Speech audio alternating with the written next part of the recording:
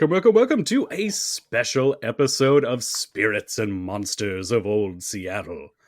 We left our investigators in a precarious spot last episode, with people being shot down, people being emotionally damaged, and Julian probably getting some frostbite. Don't worry about it. However, we are taking a very brief break from our story of our investigators and stepping back, even in fact, back from the podcast for a moment, because we are officially at our midpoint on the show. That feels bananas. Also, that noise was bananas. We are officially at the halfway point with our first season, so we all thought it'd be a great idea to take a little bit of a quick break and be able to answer some questions, both from our folks who are on the show itself and also from you, the listeners. So hopefully y'all sent some in. And without further ado, we're going to go through some quick introductions to talk about who's here and then dive into some fun questions. As always, I am your host and game master, Brian Kershaw. I use he, him pronouns. And I have been allegedly steering this ship. Phoenix, would you tell us a little bit about yourself? Sure. I'm Phoenix, and I play as Julian. We both go by he, him pronouns, and we don't make that easy for Brian to keep us on track. That's all. And Bill. Hi, my name is Bill Hruska. I play Dr. Lucius Jensen, both also using he, him pronouns. I hope I try and stay on track. I mean, we'll talk about it. I think that's one of our questions, actually. Shall see. Probably. And Watching Erin. you. I am Erin, and I play Sophie. We both go by she, her. And what's a track? I don't know what that is. Yep, all of these responses are absolutely on track. And last but never least, the person we are all incredibly grateful for, our wonderful editor, Hannah. The one who was also giving everyone the evil eye to make sure they stay on track. Listeners, you don't know how much gets deleted. You don't know. You don't know. You don't know. You don't know. I don't know how she puts up with us. You're the Cut best away man. to 1,000-yard stare. No, I am Hannah. She, her pronouns. I am the one behind the shadows, making sure everyone or everything goes well. Well, words. Make sure everything sounds well. Words are hard. It's true. That's why I do audio. So that way yours Don't always worry, come out our perfect. editor will fix it in post. Yep. It's true. It's happened every time so far. So, I mean, what are the odds it won't happen It's this true, time? yeah, it has. All right. So, my first question is going to be kind of directed to everybody. And we'll start with Phoenix and kind of run right through. What has been your favorite mystery or arc so far on the show? My favorite mystery or arc. I definitely enjoyed our first one, just as we were getting our legs underneath us and trying to figure out how we're all playing. Certainly, obviously, we've already had a very Julian-centric storyline, so that was a lot of fun to see what was going to be happening there. And it did. And Hannah, this is not me only sucking up to you. But that was also the story arc where we had Hannah join us as Madame Lou, with a Madame Lou that I was not expecting and loved so much. Thank you. I had to study for that accent. I had little post-it notes like, if you, so when you're saying a word like this, do this, and with this and this. Yep. Dear listener, you didn't get to hear my very, very bad attempt at a Madame Lou accent in the brief second appearance that Hannah was supposed to be in. but it was so bad she just re-recorded herself and played it Count over it instead. yourselves lucky, you guys. We all love Brian very much, but I will say that Hannah's Madame Lou is preferable. Is Thank vastly you. preferable. Yeah. Danke. Bill. I really liked the mayor, the Dr. Hazard arc so far. That's been my favorite. I think that's also Dr. Jensen's kind of first full-fledged mystery, but it was a lot of fun. I really liked that one. And not to get us already off track, did you ever get a chance to go back and listen to those first arcs before you joined the show? No, not yet. I'm terrible about that. I'm sorry. That's totally okay. Aaron. Interestingly enough, mine is also the mayor or the Mara. I like that one a lot. I thought it was, I don't know, it was fun to kind of get a lot of like backstory on the involved parties and stuff, and also on Julian, of course. So yeah, it was fun to watch him suffer. Yeah, that's the Aaron I know and love. Now, I do want to remind you, the Sophie arc is next. Yeah. Maybe don't poke the bear yet. I don't even need to listen. You don't even need to difficult listen? for me, no matter what. So You're going to suffer no matter what you do. yes. I mean, I feel like I'm being like presented as the bad guy here. It just Well, makes good storytelling. yes. You gotta break your character. I know. We're all like, yes, and I guess it was more of a statement of fact. yeah. We know it's coming. It's just you gotta prepare. You know, when and I'm Hannah, watching like a Critical Role or a Dimension 20, I oftentimes do root for the DM, but I'm not playing in those games. So Yeah. True. Yep.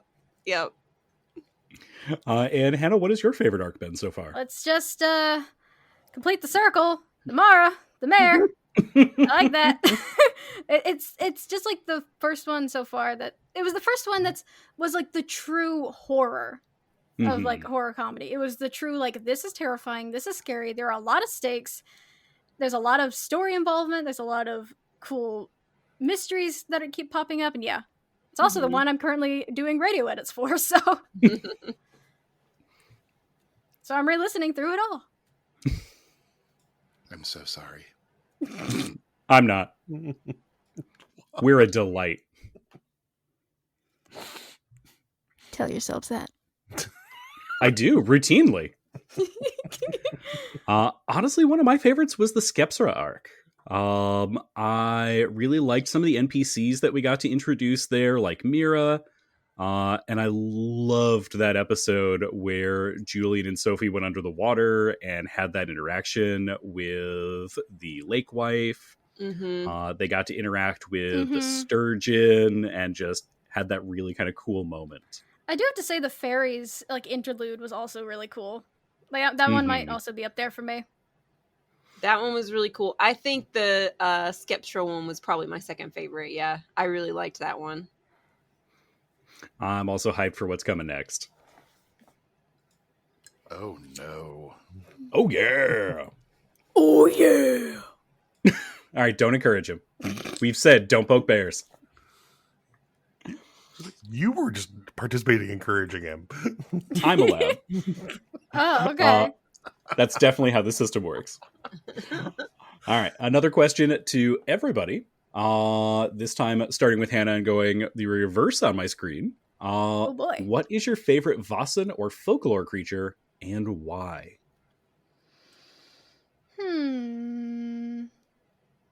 Either on the show or just in general. Just folklore in general. The thing that immediately pops into my head is probably like the Kelpie. Is something that's very interesting to me. Just a really creepy horse that at first seems like it comes to you in like a moment of like in a moment you need a ride, you need a horse, you're weak, you need something like that, so you don't think about it, you get on and it just drowns you. Like it just, or it forces you on its back and it just carries you into the water. Like something like that is just kind of creepy, terrifying, and I almost gets like some inspiration from it as well because it's just so creepy. I like the creepy folklore. I like scary, creepy things. Halloween's my favorite season. I don't know what you want me to say. Like you're in good company. Don't stress about it. Yeah. I mean, I can probably think of others, but at the moment, that's what's on the top. The of my Kelpie's head. at top of the list. It's what's coming to mind immediately, but there's probably others. Aaron, how about you? I of course can't think of anything. You know, if you asked me what my favorite movie is, I'd be like, I've seen movies before. I don't. But no, I would say actually probably the Huera. Now, am I saying it right? Okay. Yes.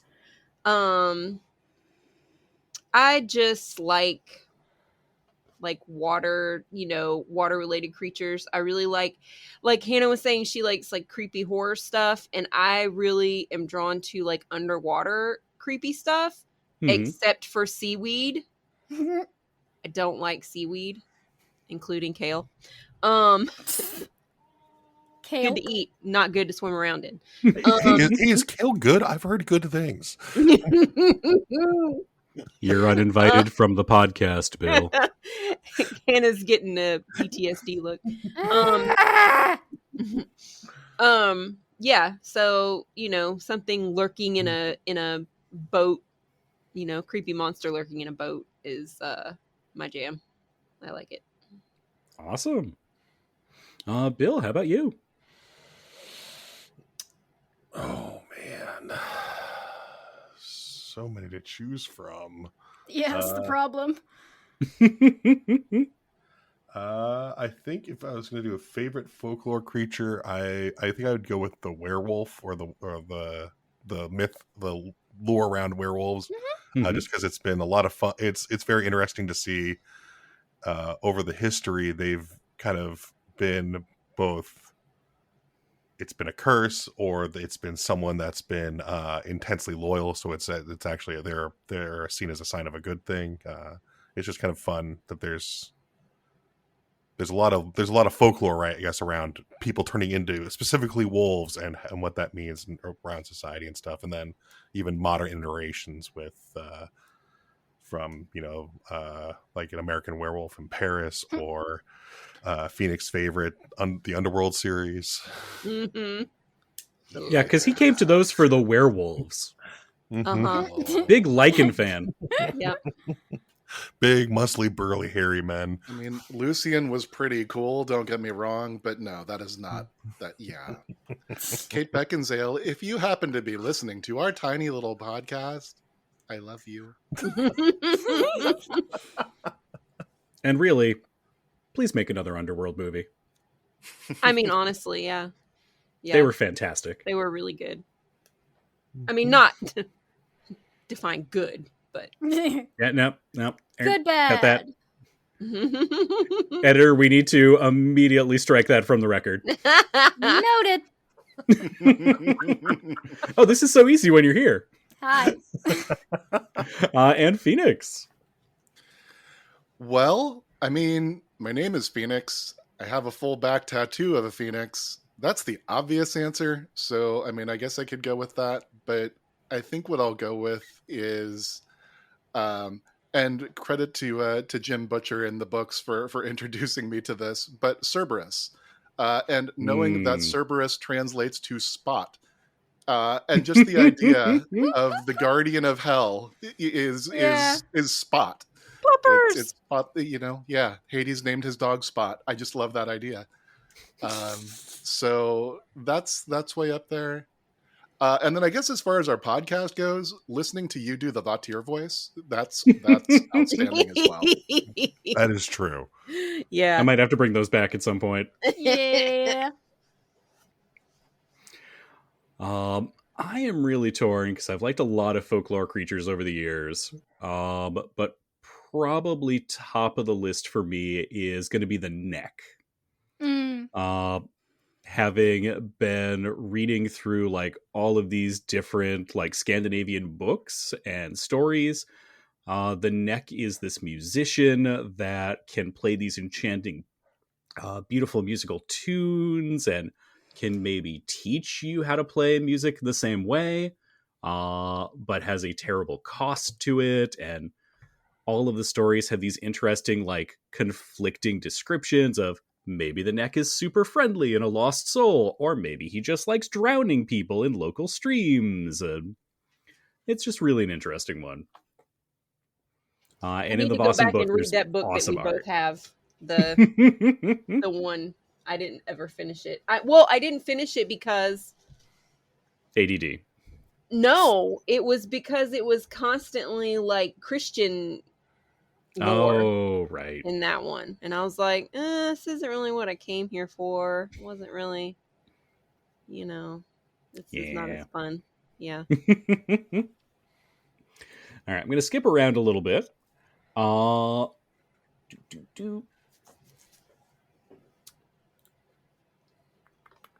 Question for Aaron. Oh. Putting you on the spot. Mm-hmm.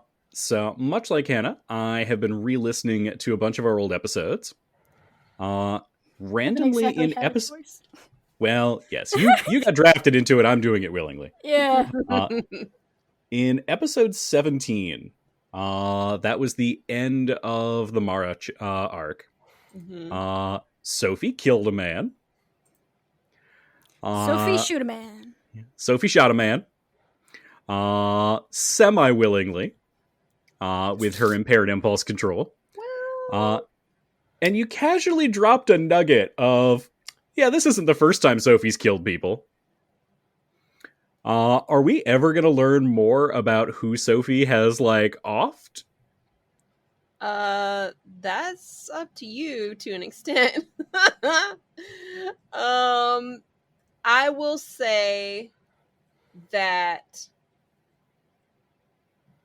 if you know about Sophie's background, then, and her sort of trajectory, then you might understand how she could get into situations where she had to defend herself. Mm-hmm. And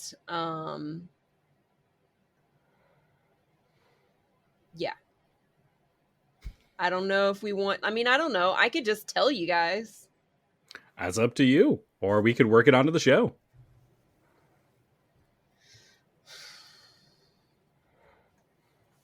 All I will say is, listener, it is not part of Sophie's dark secret, so I don't even know about this. Dun dun dun. Yeah. Yeah, basically, to not go into too much detail, when she went, she got a small, I guess a sort of modest, like, bequest to go to school, and having been somewhat raised for about almost a decade, like 8 years or something like that, in Madame Myrtle's establishment, she then took herself alone to California, and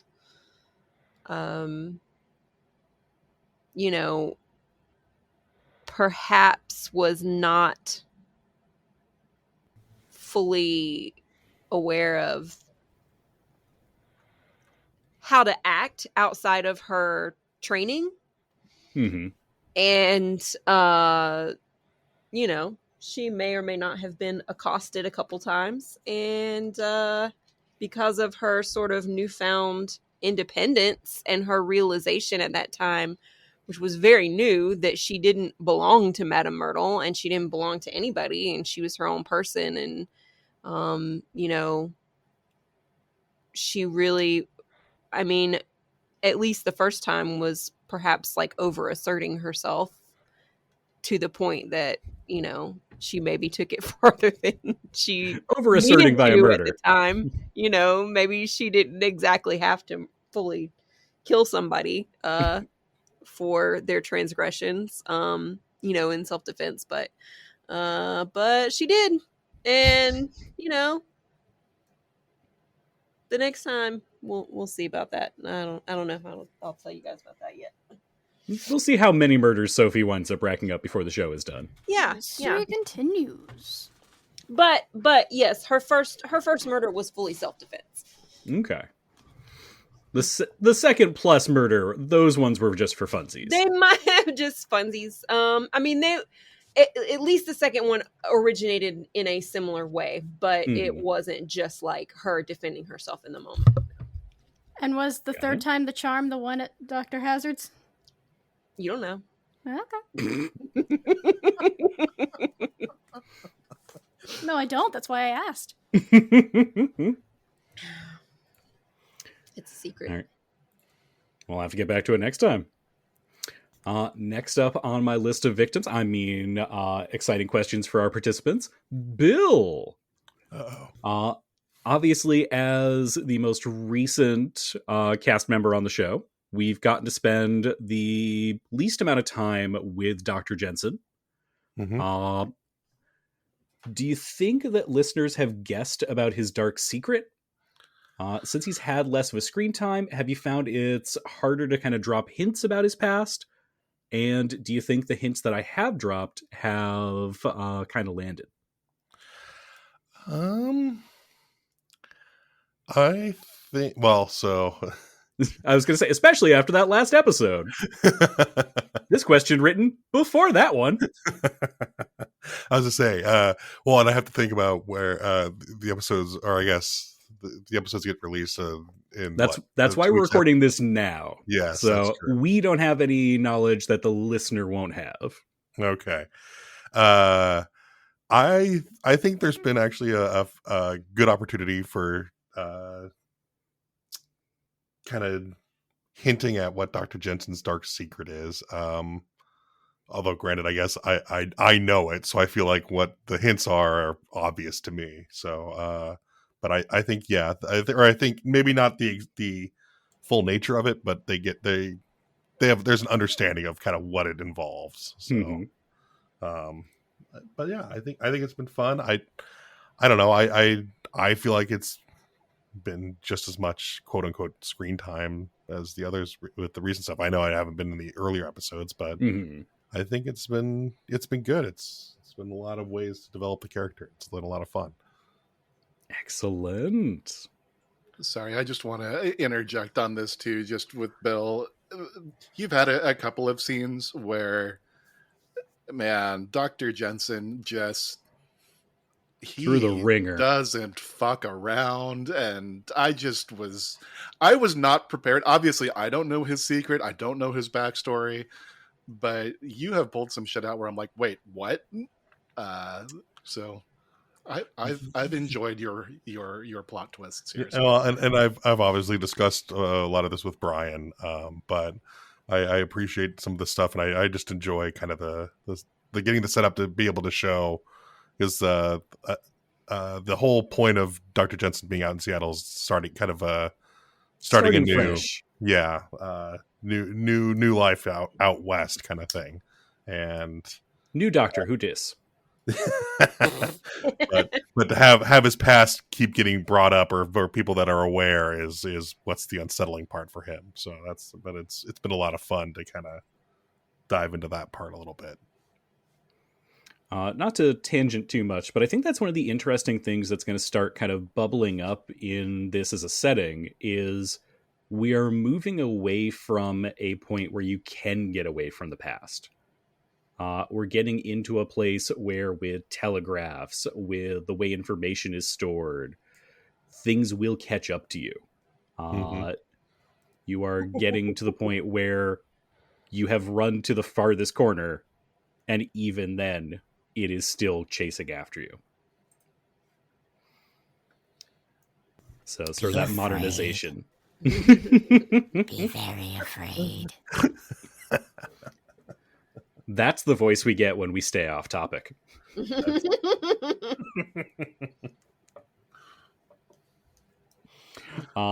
And for the last of our players, Phoenix, I have loved watching you play Julian so much because you are constantly just filled with like a joy being Julian. What is your favorite part of playing this character?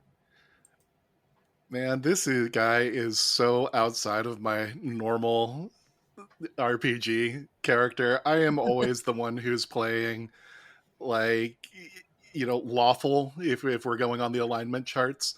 I don't do a whole lot of chaos most of the time. But, I don't believe that, having met Julian. Yeah, no. But, I mean, Jesus. Never. He's always like the lawful, like lawful paladin type of character, or some, yeah. Yeah, so Julian, I don't know, like when I can't even remember what it was, but I think you mentioned something. Oh no, it was when we were still kind of conceiving of what this was going to be.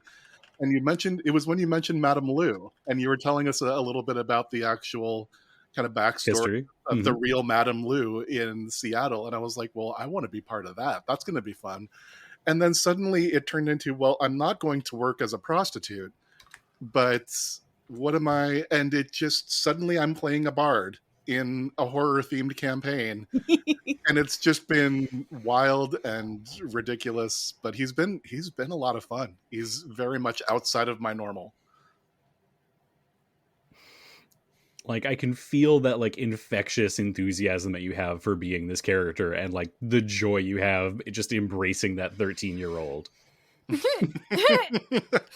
One of the most fun characters that I ever did get to play was a very brief short story on this, is that one of my other DMs we were starting a 5e campaign, and I was playing a character that was going to be in their early 20s, but he wanted to start the campaign out with kind of a flashback of when our entire group were like kids together. And I got to role play as like a 6-year-old. And oh my God, it was the most fun I think I might have had at a table. Just in the head, out the mouth. In the head, it was pure, yeah, stream Give of me your best consciousness. 6-year-old voice. No. Were you just I'm in danger. Were you just deep voiced 6-year-old role playing? Oh God, why you gotta put me on the spot like this? There's a reason I chose the half Filipino accent, Hannah. Okay.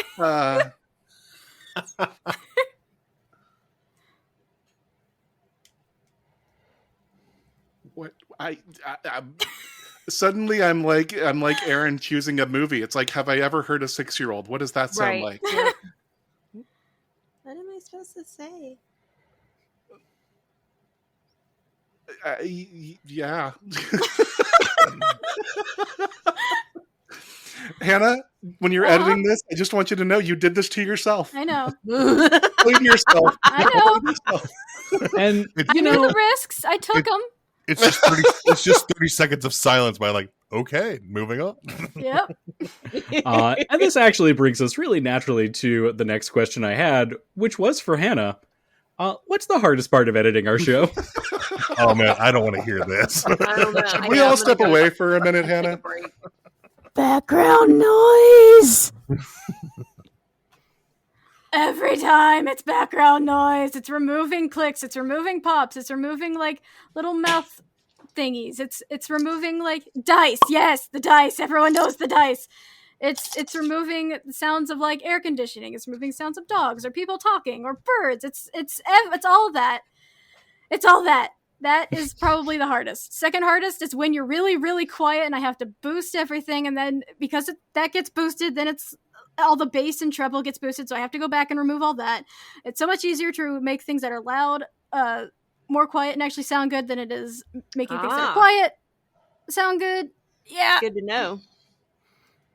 So what I'm hearing is I'm great because I'm always too loud. You're very bassy. I have to remove Did you. Just call me Bill. basic? Bassy. I'm gonna go drink a pumpkin spice about this. I heard basic as well. Mm-hmm. No, you, Phoenix, and Bill all have a ton of bass in your voice, so I have to, every single time I go up open a new episode, I automatically just get rid of a ton of just a lot of bass before I even start, because I know. Yay, I win! I know. No, I All right, listeners, this is my new Aaron. voice. This is going to be the Julian and Phoenix voice from here on out. Oh, you still got some in there. I still hear it. Shit. You'll have to use the 6-year-old voice, Phoenix. Yeah. All right, It's this just is a new silence. voice for the rest of the campaign. Oh, Yay! Vetoed. Oh, yeah. And Oh, we get shut down by Disney. Why Disney? You know, What? one Mouse of my voice. Little too Mickey. Oh. Oh. Oh, okay. one of my Steamboat favorite- Willie's in the public domain. We're good. Suck One it, of my Walt. favorite things with the just with when you're commenting on all the sounds you've had to remove is I remember there was a while ago where you were telling us about don't shake your dice in front of the microphone, and literally I think it was the next episode, Brian, you got feedback from someone actually saying, when I'm listening to these tabletop podcasts, I really enjoy hearing the sound of people shaking their dice. It's not the shaking of dice. It's the shaking of dice while you are talking. Yeah, that's what I've definitely tried to make sure that I'm like waiting until I get done talking And and thank then you. doing it. Thank you. I've noticed the effort, and it is very much appreciated. I would never do that to you, Hannah. Listener, did you hear me say about poking the bear earlier? We have a theme here. Be afraid. You do not know what you have unleashed. Oh my god. Was that your 6-year-old voice? Yes. Yeah. Hannah was a 6-year-old, but like in The Omen. I was gonna say. All right. That led us on a tangent, and I take no responsibility for it. Oh, I saw that question. I had stuff prepared. My next question, and also if anyone else wants to get questions in, we've got a running sheet, so feel free to throw them out so it's not just me talking the whole time. My next question is one for the players to get some theorizing going. Do y'all have any theories on who the mysterious tall man is that we have seen at the end of I do. episodes? Yes? Me. White hair, mysterious man. He sounds kind of like the other victim of the mayor Maybe. Interesting. who got sent away on a boat. Yes. Immediately after, the mayor saga, and he came back, I was like, oh! Huh. I did not even think of that at all. Well, because I don't know if I'm right, but, you yeah, know. but I mean, that's such an interesting connection because, yeah, it was totally like a throwaway, like, oh, yeah, she attacked some other guy. We didn't know what to do with him, so we stuck him on a boat. Mhm. Anyways, here's this tall man. Yeah. Oh, my parrot is climbing on my microphone. Hold on.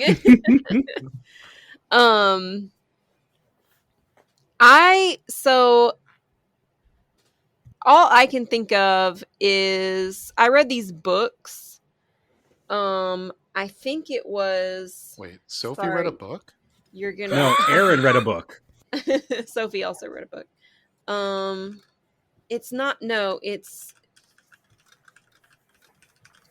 I'm trying to look up the name of these books.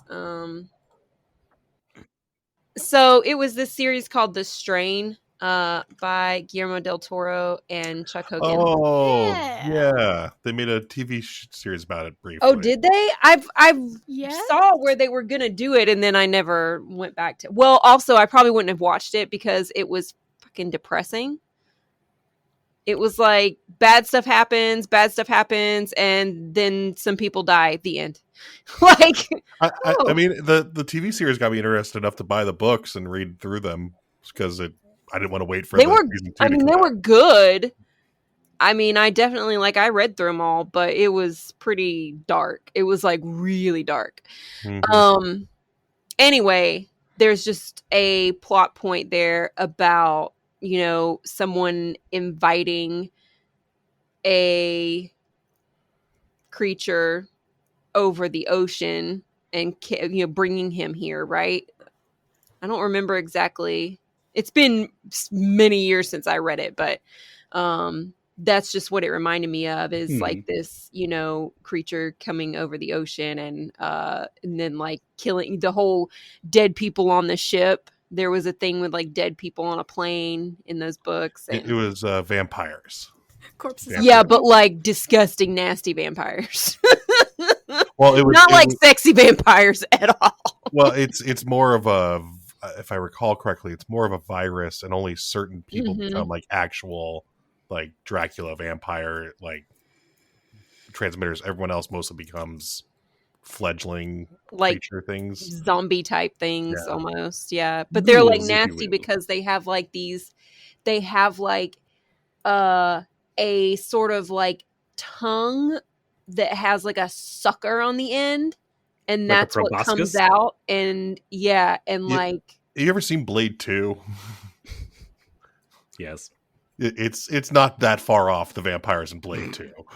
Oh yeah, or the underground vampires in Blade 2. Yeah, it's creepy, and it's like sorry, this is off topic, but the kind of sad thing, and this really, I mean, I think this is prevalent in a lot of like Vossen or folklore or anything like that, but when they were turned, people would come back to the people that they loved the most, because like that was all it was left of them anymore. And so they would end up like killing their own families and stuff after they got turned, which is just depressing. But yeah. Anyways, yeah. That's not, I mean, it just made me think of, that was sort of like origin vampire story of a, folklore creature coming over to sort of spread their malice to the new world, if you will, from their origins. Yeah. The Tall Man Origins. For That's our whatever spin-off reason, series. even though you've never really described him this way, my headcanon for just visually what I'm picturing is very similar to the Corinthian out of Sandman. I don't know why, but that's my headcanon. Similar to the what? The Corinthian. From Sandman. Oh. He is a primal nightmare who has bleach blonde to white shortcut hair, is very handsome, except for the fact that he wears dark black sunglasses, and when he removes them, he has mouths for eyes. Ah! And Bill, any thoughts, theories, conjectures? No is okay too. The tall person is Matthias, and he's coming to make my life a living hell. Yep. He's Matthias's evil twin. You got it. Nailed it. Yep. I got to change my whole plan now. You figured out that it's Matthias, his Greek cousin. Shit, I got to change the whole script now, Bill. Jesus, and you did this on air to me. Oh. God, Bill. Greek cousin. Oh, that's good. All right, another question. Situation: one twin went with one parent, the other the other. Yep. Both came back to battle the Vossen. Yep. Pulling back a little bit from that one, talking a little bit about process. How do y'all find that your approach to role playing is different when we're on a podcast as opposed to just at the table? Do you find you do stuff differently? Do you think about things differently? Or is it, basically the same? This may be hard for Hannah to believe, but I bullshit way more when not on the podcast. I believe it. Everyone has hidden bullshit powers. It's somewhere. It's within them somewhere. I mean, if there is a track that we tend to come back to on the podcast when we're actually, like when I'm playing D&D or whatever TTRPGs with my friends, we just, randomly just start talking about personal stuff and life stuff and things. I feel like a lot more often, whereas I don't succeed at that much, but I try You to try keep to. that to a minimum.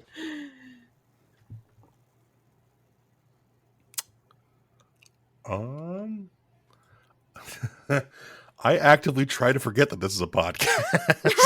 That's a good idea. Yeah. That dozens, maybe even hundreds of people might hear you. No, it's Yeah, well- definitely hundreds. Definitely almost thousands. Actually, it is thousands now, isn't it? See, Technically, it no, is thousands now. Let makes that it sink in, Bill. Yeah, no, I don't want it. I don't want it to Is it sink in. thousands of downloads or thousands of people? No, well, like, so even like when our people in our friend group are like, "Hey, I listened to it. It's really," I'm just like, "Oh no, it's too real now." I know, right? I'm like, you what? But yeah, I don't know. I try and treat it the same. Hmm. Yeah, I don't know. The thought of it there actually being an actual audience is what terrifies me. So I just try not to think about it. If it makes you feel any better, your voice is very soothing to listen to. Oh, that's nice. Thank you. I may not like getting rid of the bass, but the bass itself is nice. I think for me, it's probably pretty similar to how I am at the table. I do try to keep myself muted most of the time during the podcast, which is the one thing that I do like about that is that there may be times where I've got like something where I'm going to be like just blurted out, but then I'm like, well, I have to take myself off. You know what? I'm just not going to take myself off of mute to do that. So it does give me a little bit of an edit of myself there, where it's like, you know what? No, that I don't need to come off of mute for that one. You got to save the really good zingers. Mm-hmm. Oh yeah. Oh god. I think for me, the thing that has been the biggest change is really keeping an eye on the time. If I'm doing a session at the game master in the world feels you right now, Brian. Well, like if I'm at the table and a session goes a little long or it goes a little short or we're at a weird point, that's fine. If the show just ends and the characters just walk out of a room, there's more in the room. I'll tell you about it next time. That's gonna suck. So there's definitely been a lot of sessions where I'm like, okay, please go faster. Please go faster. Please I don't love talk you about all. Kale for 10 minutes. Please shut up. We've got the end of the episode 10 minutes away. Oh god, I just want to end on a cliffhanger and we're still going. We're still talking about Kale. That Plus, was one time. If we get off track too much in the episode and a lot of it has to be cut out, it's going to be like, it's suddenly short. There's only, 50 minutes of actual content in here. So, yeah. I'm not concerned about that. Yeah. I can't tell you how many times Brian has opened a session with, well, I think we should only have about one, maybe two more, which turns into 5. And bless your heart, GM. Bless your heart, Brian. Bless your optimistic heart. Always thinking the best of us. Mm-hmm. You know that Futurama line of, it took me 30 minutes to write it. I thought it would take 30 minutes for it to broadcast. It is not that way. Where it's like, well, I've got 3 pages of material, so they'll get that done today. Oh, we did a page and a half? Oh, okay. Well, next session, we've got a page and a half left. We'll definitely get through that. Oh, we did a quarter of a page? Pain. Oh. I feel that pain. Oh, they just did stuff that's not on the page at all and went very sideways. Oh my god. When have we ever gone sideways on you? Don't answer that.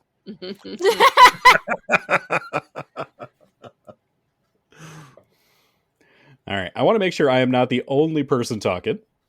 We had some questions supplied by Hannah and Phoenix, as well as Aaron. Bill forgot his homework. Or he feels we're all open books and he knows everything already. I'm just terrible at thinking of questions. I know, I am too. Hannah, do you want to throw some questions out to us? Yeah, I'll start with the first one I ever wrote, which was for you, Brian, which is, Oh, hey. yeah. How do you come up with your ideas for the mysteries? Like, what do you do to find inspiration? Do you, and when writing the mysteries, you kind of already mentioned it. You sit down, you write a bunch of 3-page stuff, but is it like, It's so many more than 3 pages. like a full story written out with like everything that could, if like this happens, they go here. If this happens, da da da da. How do you plan that? How do you write it down? How do you? Yes. Anxiety is a hell of a drug. Yep. So the kind of planning process for me is, especially with the show, I had an opening planned for what the first kind of arc would be, and I had an arc planned for the last of it, for the very end of season 1. And then, because my brain never turns off, I had an arc planned for season 2 and season 3. And I started to kind of break it down and figure out what kind of beats do I want to hit during the various episodes, what kind of character arcs do I want to go through, and I wanted to make sure that we've got at least one spotlight episode for each of the PCs. And then I go through and I actually have a bunch of Seattle history books, and I start pulling in interesting tidbits from those, or stories and local legends and people from Seattle history. Like, we've got to get Henry Yesler on the show at some point. We've got to get Madame Lou on the show at some point. We've got to make sure that the story of Seattle putting a dead horse in Ballard's Reservoir to try and convince the town they had to be incorporated gets included in the story at some point. Which is hilarious because Ballard didn't have a reservoir. They didn't have water, which is why they joined Seattle. And so kind of weaving in both these local histories, the local folklore, and also different things that I want to incorporate in. And then it becomes a, oh shit, what if they do this? Oh shit, what if they do this? Oh shit, what if they do this? So like, there are so many permutations of what if we go in this direction? What if we go in this direction? What if we go in this direction? And they pick something I never would have expected. So in the Mare arc, I had a, what if they try and fight their way through? What if they try and sneak their way through? How difficult is it to pick the lock on any of these particular doors? And they just walked in and said, we want to see Hello, Anne, I'm please. Dr. Carlos Young. Yep. I would like to see Anne, please. And I was like, oh. Literally the one situation I didn't plan for was, please bring us to her. That's so funny. I didn't realize we circumvented you like that at all. And that is like the standard, is I will have like 3 to 5 scenarios of they might do this, they might do this, they might do this, they might do this, they might do this. And you're like, yeah, what if we don't? Yeah. And like, What if not? can I salvage any of the so things that funny. I have? I They feel all like walked in a room. They locked the door. Oh. when in that episode, I swear to God, Brian, like, you put us in that room, and I feel like you were like, okay, there's like 4 options of things that they could do to get out of this situation, and we were just like, can we crawl out this window? You're like, no, you can't crawl out. What? No. And we're like, Shoot the hostage.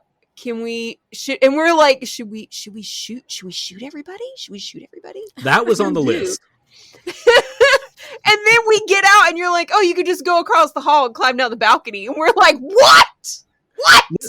Listener, the best part of this is they all had a map in front of them that showed the hall and then the open room and the window and the spot where they could jump down. I mean, Okay, you're not wrong, no. but why you got to be like that, man? Why you got to be like that? I The thought window where I don't think it was like obvious that we could get in and we could jump down. Well, It was there and labeled.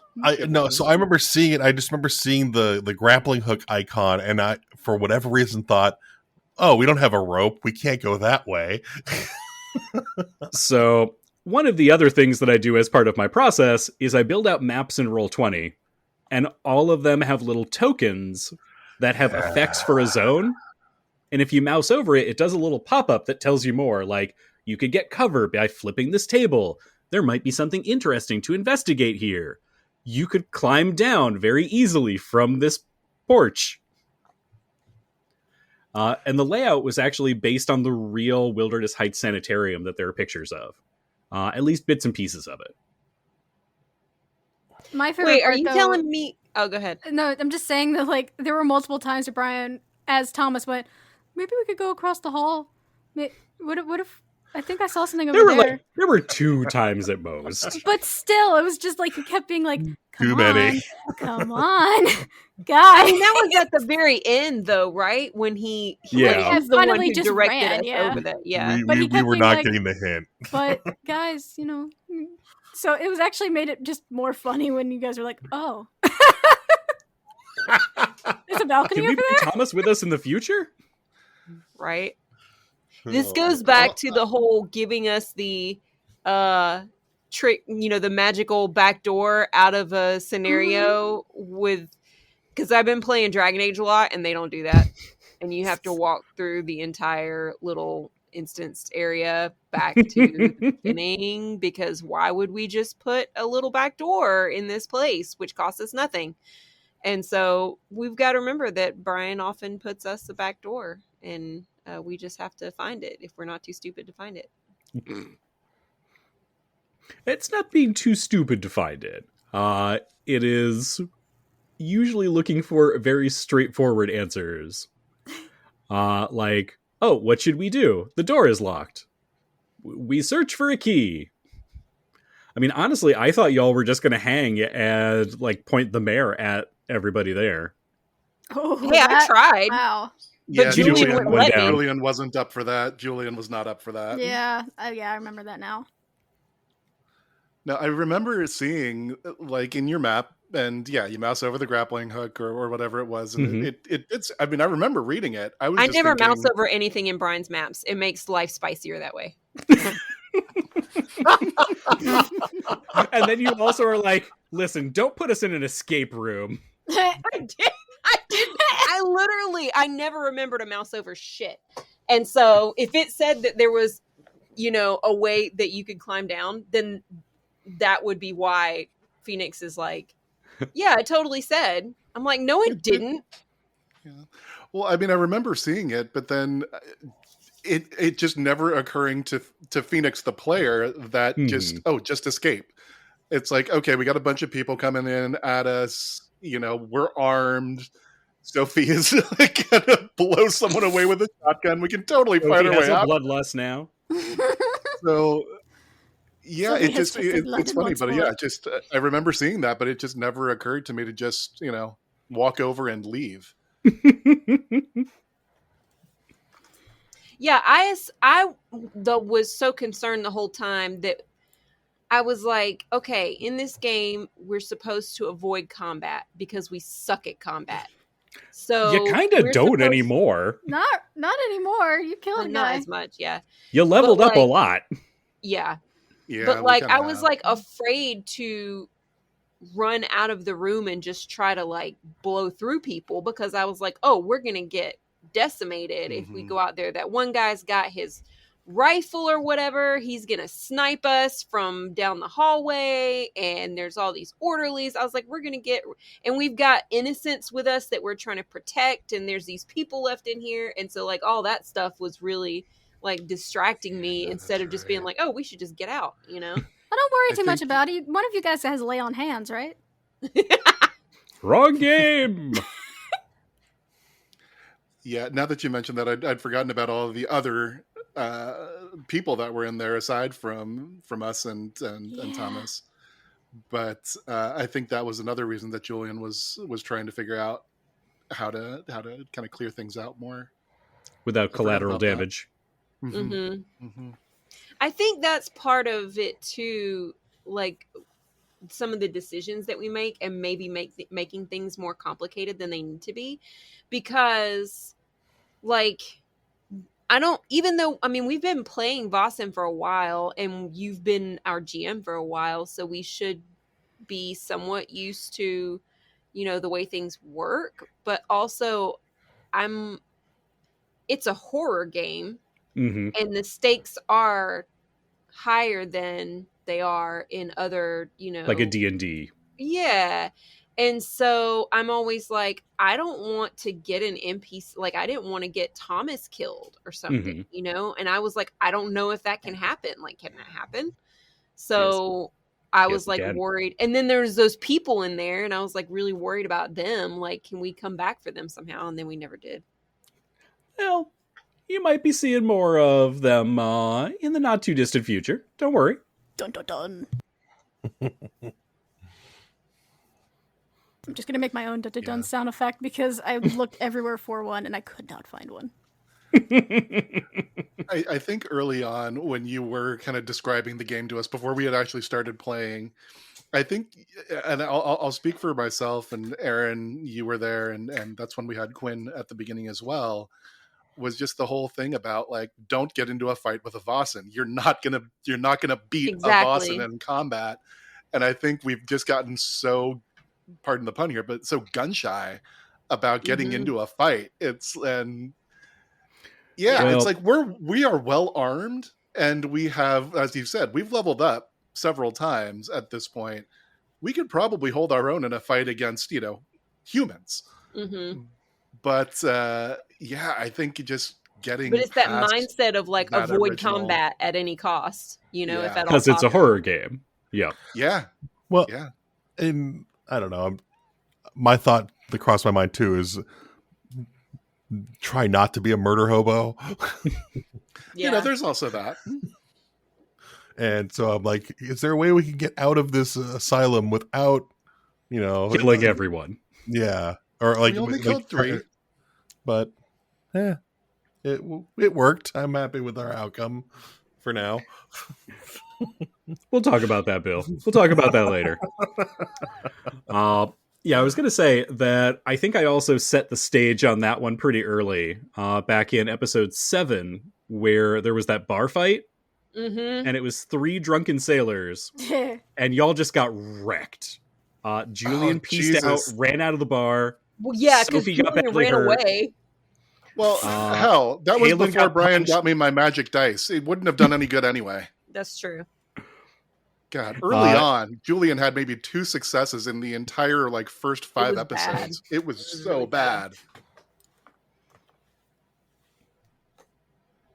I literally I think we all were not doing, like, our roles were not that good at the beginning. Mm-hmm. And I was like, Brian, we need to put some kind of a Candela Obscura mechanic in here where we sort of fail XP for failing. Succeed, you know. No, there's a 6, but then if you roll a 4 or 5, you succeed, but it sucks. You know, you succeed, but you have penalties for it. And I was like, we can't roll 6s. We can't roll them. So bad. There's got to be something we can do here. Like, I don't think that had anything to do with our characters. I mean, like, I was like, for Julian, I was rolling like 10 dice at a time, and I still could not get a single success. Mm-hmm. And part of that is also the game. It is a horror game. You are more likely to fail than succeed most of the time. So that when you do succeed, it's both a big deal, and also it creates some of that tension. Well, mission succeeded. I was very tense in those first several episodes. Yeah. And will be again. Don't worry. I got stuff coming. I mean, it's fine. At this point, I'm basically like a golden god. Why, not even God himself could strike down Julian. Oh, you're hyping yourself up so much. It'll be so glorious when you fall. This iceberg just sailing right at him. Yep. The unsinkable ship. The unsinkable dice. All right. Another question that I got. This one actually is for Bill. Magic dice into this. Question for you. All right. I am going to get us back on track. You're infecting me. You're infecting me with your... You got a bad case of the rambles now. One of us. I just came from a work shift. I'm tired. Thank you for joining us. We Thank appreciate you. I wanted to be here. So, question for Bill. And this one is a little bit about Dr. Jensen, a little bit about kind of how you decided to play Dr. Jensen. 1800s medicine is pretty fucking gruesome. There is a reason in Vaesen it is a physical skill, not a mental one. It mostly features amputations and snake oil. Yet most of the time when Dr. Jensen is doing medicine, he's focused on health, on kind of well-being and care. Was this an intentional choice on your part to make him practice medicine differently? Or did you just not want to deal with any of that like gross 1800s? Oh, you got ghosts in your blood, do cocaine about it. I mean, so part of it is I'm a terrible player, and my references for history are not the greatest. The other part is it's so part of, there is a portion of it that is intended because of his dark secret. He's doing medicine differently. No, well, not exactly. Well, not necessarily doing it differently, but because of his dark secret and the toll that it has on his, that kind of weighs on him. That weighs on it. Like kind of just weighs on his soul, weighs on his mind. He is driven to, do better and try and solve things. So I think the inner perfectionist in him is trying to find or figure out better ways to do things that not necessarily not that he's not opposed to, like, okay, at a certain point we're just gonna have to saw the leg off. It's more, is there something that we can do maybe that's not just that, save the leg if you can take away a portion of something else, or if there's some maybe slightly better alternative. Granted, though, now that he is stocked up on the latest and greatest narcotics, chemicals and drugs, drugs. Maybe the cocoa wine will start being deployed more regularly if Julian doesn't steal it first. Hey, I want to know. I was just about to say, you're going to have to get that wine away from me first. Yeah. I don't know if I said this after you did that, Phoenix, but I really thought that Phoenix was stealing Dr. J's alcohol because he was turning into a junkie. And then I remembered that Brian reversed that role that you failed. And I was like, oh, right, he's not actually addicted. Not yet. I mean, yeah, that is the lesson that Julian has learned, is there are absolutely no consequences for taking cocaine. No, there's only benefits. You feel There's great. only a benefit. I succeeded on that roll. It's not that you succeeded, it's that you didn't fail. Yeah, that's fair. I think absence of failure is a success. Dr. J, I would like to know if you have talked any more to that gentleman that you spoke to at in the interlude? Yeah. Oh, at the party. I can't remember his name off the top of my head, but not at the party. The one from the Day in the Life interlude. At our house. Yeah, at our house hotel. The psychiatrist. You were like, you're a crackpot, except maybe. Yeah. My intention is that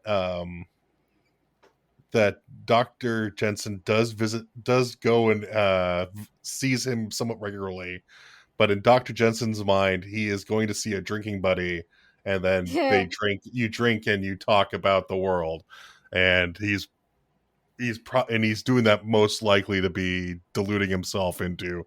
He's not talking to one of those weird quack mentalist people. He's there just talking to. This is another doctor, a person who's served in the Just army. swapping stories about Yes, it. Exactly. It's basically the good old boys sitting and drinking therapy. copious amounts of bourbon. Mm-hmm. But Should you ever wish to discuss this with Dr. Carlos Young, I'm happy to make an appearance again. But yeah, that would be. I think if we ever decide to hire a psychologist for the library, I think Dr. Jensen would probably recommend his buddy to join His in. buddy who has no other, we haven't talked about like brain stuff. God. Yeah. What? No. Feelings? No, that's a Julian thing. That's not. I'm totally not in Nothing therapy, guys. more than feelings. 10 out of 10. You need to raise your standards, Brian. Never for you. You're always a 10 out That's of the 10 nicest for me. thing you've ever said to me. You're always a 10 out of 10 for me, Phoenix. Yes, Phoenix. My standards are low because of you. Yes. I would never yes. raise them or. Hey, they're not low because of Phoenix. They're low for Phoenix. Ooh. Oh. I was actually rolling with this at first, and now we just keep talking about it, and now I'm feeling worse and worse about this. I was going to say, suddenly, man. Thanks, guys. Really appreciate all of y'all fuckers. This Hey, got I'm aggressively weird passive joke, aggressive. I'm over here. I'm just I didn't, over here. I didn't agree. Yeah, no, you've always been my favorite. Thank you. Now, I will say, just remember who provides the experience points.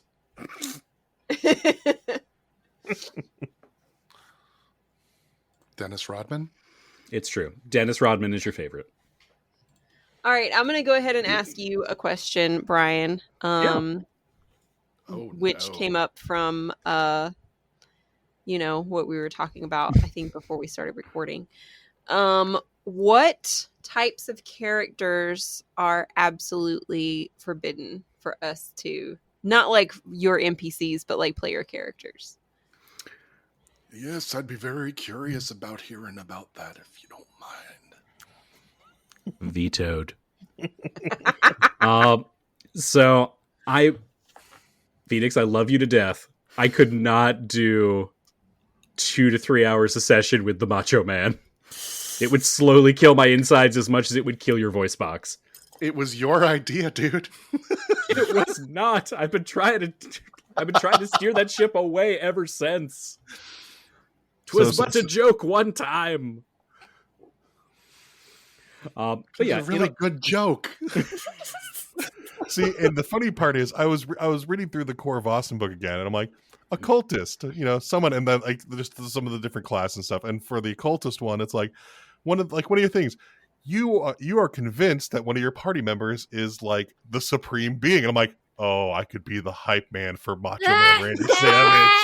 Yeah, and to stick it into Brian's craw, I'm obsessed with finding a way for immortality so that Macho Man can live for eternity. Oh my god! So guys, listeners, just to provide a little bit of background here, I had mentioned to Brian a while ago, like all of our characters were so focused on a lot of the mental skills, and we really didn't have anybody with a lot of strength.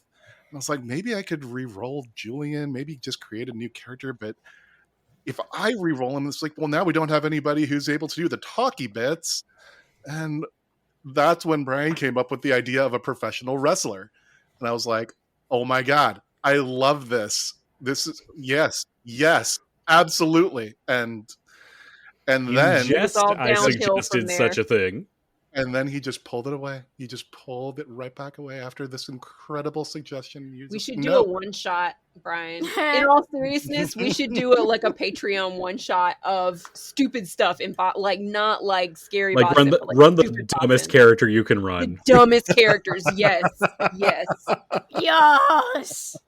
Hey, Macho Man Randy Savage was a legitimate genius. I mean, never mind. That's fine. And I could be Bonesaw is ready. I could do empathy on this time. character and be the lady who comes out with the sign, at the beginning. Yes.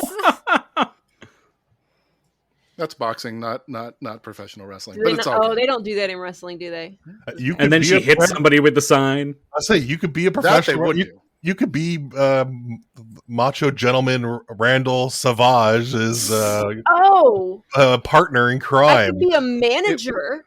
It was, Listener, I help. mean, Send help. again, Brian, it was your idea, and it was a really good one.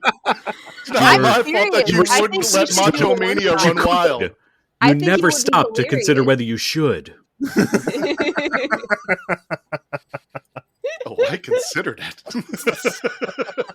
I like that Hannah's just You taking and I her just came headphones to off and is very- like, I'm done with you You guys all. are loud. You're very loud. Well, that's okay. It's better for It's us to easier be to edit loud than than quiet. quiet.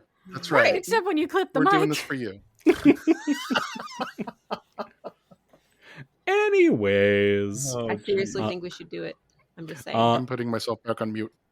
Aaron, you had a question there, which was, what characters are not allowed? Mhm.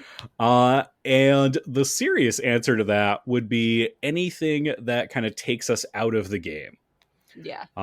So if there is something that starts as a joke character and we all lean into it and just take it seriously, that's fine.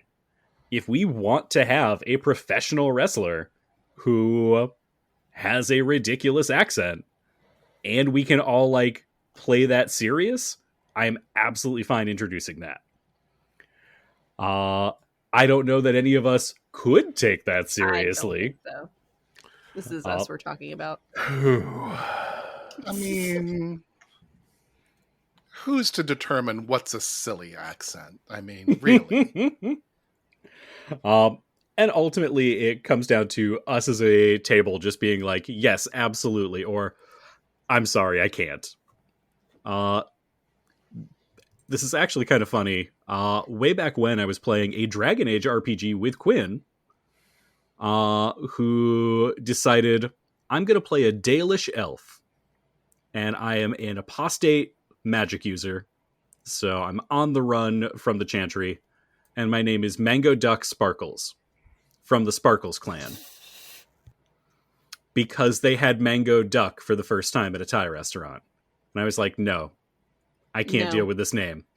And the other players at the table were like, yes. I do not like this name, but I shall defend to the death Quinn's right to have it. And I was like, all right, if we can all roll with this, Mango Duck Sparkles, we'll make it happen. Oh my god. Have you guys seen the Viva La Dirt League clip of Poop McDinglefart? Sounds Shockingly, like a no. Justin character name. No. I'll share that with y'all in the Discord. Must you? Yeah, it's something you need to see. Why are there so many things? My plant app just keeps telling me high temperatures today, and I'm like, stop reminding me. I know. I'm aware. Where? All right.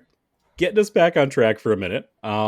Question for all of our players and also for Hannah. Are there any NPCs that you would like to see come back or that you'd like to see more of in either the story or in an interlude?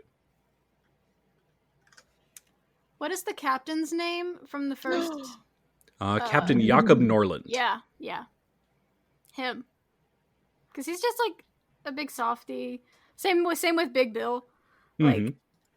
just very like, yes, these are men that are huggable. Yes. Julian agrees. Yeah. So does Sophie, to be honest, for sure. Yes, Julian would love to see more of Big Bill. And what would Phoenix like to see more of? Yes. Very well. I think we're all agreed that we all want to see the bears again. Mm-hmm. Duly noted. Duly noted. Bears on parade. Uh-huh. I was going to say I'd like to see Madame Lou again. Oh. Madame Lou would be great. I would like to see Mira again. Oh, yeah. Other than her brief appearance in this most recent one. Yeah, I mean, we didn't really get to see much of her, but Mhm. yeah. enough to terrify Sophie. It's fine. I mean, Enough to terrify Sophie and make her try to go get laid. Yeah. Which did not work you haven't even out. gotten to the editing for this one yet. It went great. Yeah. Sounds like it's going to be an interesting time. Choices were Awesome. made. Awesome. Bill, what did you say? Madame Lou. Oh, right. Excellent. You know what? I do want to jump in with the next question, if that's all right. Mhm. Yeah, go for it. Because, Hannah, I am genuinely, with all kidding aside, curious.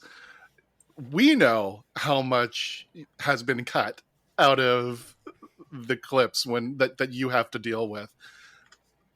How do you maintain your sanity, and how do you just go through and decide what needs to stay in there? Because there is a lot of bullshit you guys aren't hearing about. If it's something that doesn't move the story along fast enough, or if it's something that like goes on for too long, it needs to be cut down. If it's something that is kind of like uninteresting or doesn't, We're not always entertaining. interesting. How dare you? no, When we there's just, talk like, about what we ate for lunch No. for 15 minutes straight, that's not interesting. it's more when What you do guys are just mean? like, what should no, what should No, we no, know? don't tell them about that part. No, we never do that. we're Spoilers, perfectly jeez. poised and prepared at all times. If And it- yes, on that listeners, note- this is she makes us sound way better than we really are. Hannah, on that note, my favorite part of what you cut out is when the group starts to move in like the right direction to solve something and then talks themselves out of it and Yep. reverses course. And are like, we could go here. I'm like, yes, all right, we're going to the big conclusion. Or, let's go here instead. I'm Maybe like, we should go check out this other no. thing. Yep. Oh Like- my god, you guys! So I'm running a was running a Curse of Strahd game that Bill and Aaron were both part of, and oh my god, the number of times you did that exact thing where I was like, yes, no. Big spooky Yeah. house on the hill, huh? Nah. But this one person said this one thing 3 sessions back. We're gonna go wander in the opposite direction now. What poor Phoenix? We completely ignored the plot device that was supposed to like lead us in a very important and crucial direction for the campaign, and we were just like, "Nah, we're not going to do that." We just ignored it. Was that the Like, what the fuck do I do now? was that the invitation to dinner? Yeah. Like, Strahd, you should come and It's fine. come to my house. And Phoenix is like, this is great. We can give him the dragon bone while they're at Strahd's house. And we're like, we're not going to Strahd's house. Phoenix is like, shit. I thought the initial yes, you're on the right direction, and we go the wrong way was the burning down of the mansion, where it's like, oh, we're outside the one room where all our stuff is in. I think we've not done to it go into multiple it. times. Yeah, a lot of what I have to cut is you guys being like, hey, we're really injured. What should we do? Oof. Yeah. Shit, we have a doctor, but what if we also did this? And like, What if we should took a do? stagecoach? I yeah, don't yes. know, but maybe cocaine. Yes. Should we do Maybe cocaine about cocaine. it? Now that does actually tie into a question that I had for Hannah. Is there no. anything from the show that you've cut out that you wish you left in? This is going to sound kind of selfish, but More Madame Lou? no, it's more that after immediately I did the Madame Lou, you said, I am so happy. And part of me's like, I kind of wish I left that in. Just because I think about it a lot, because it made me feel good. But otherwise, Mhm. I don't think so. Certainly not the kale. God, no. That was my first time editing for the episodes. Like, you have to understand that was a lot. But otherwise, no, I don't think so.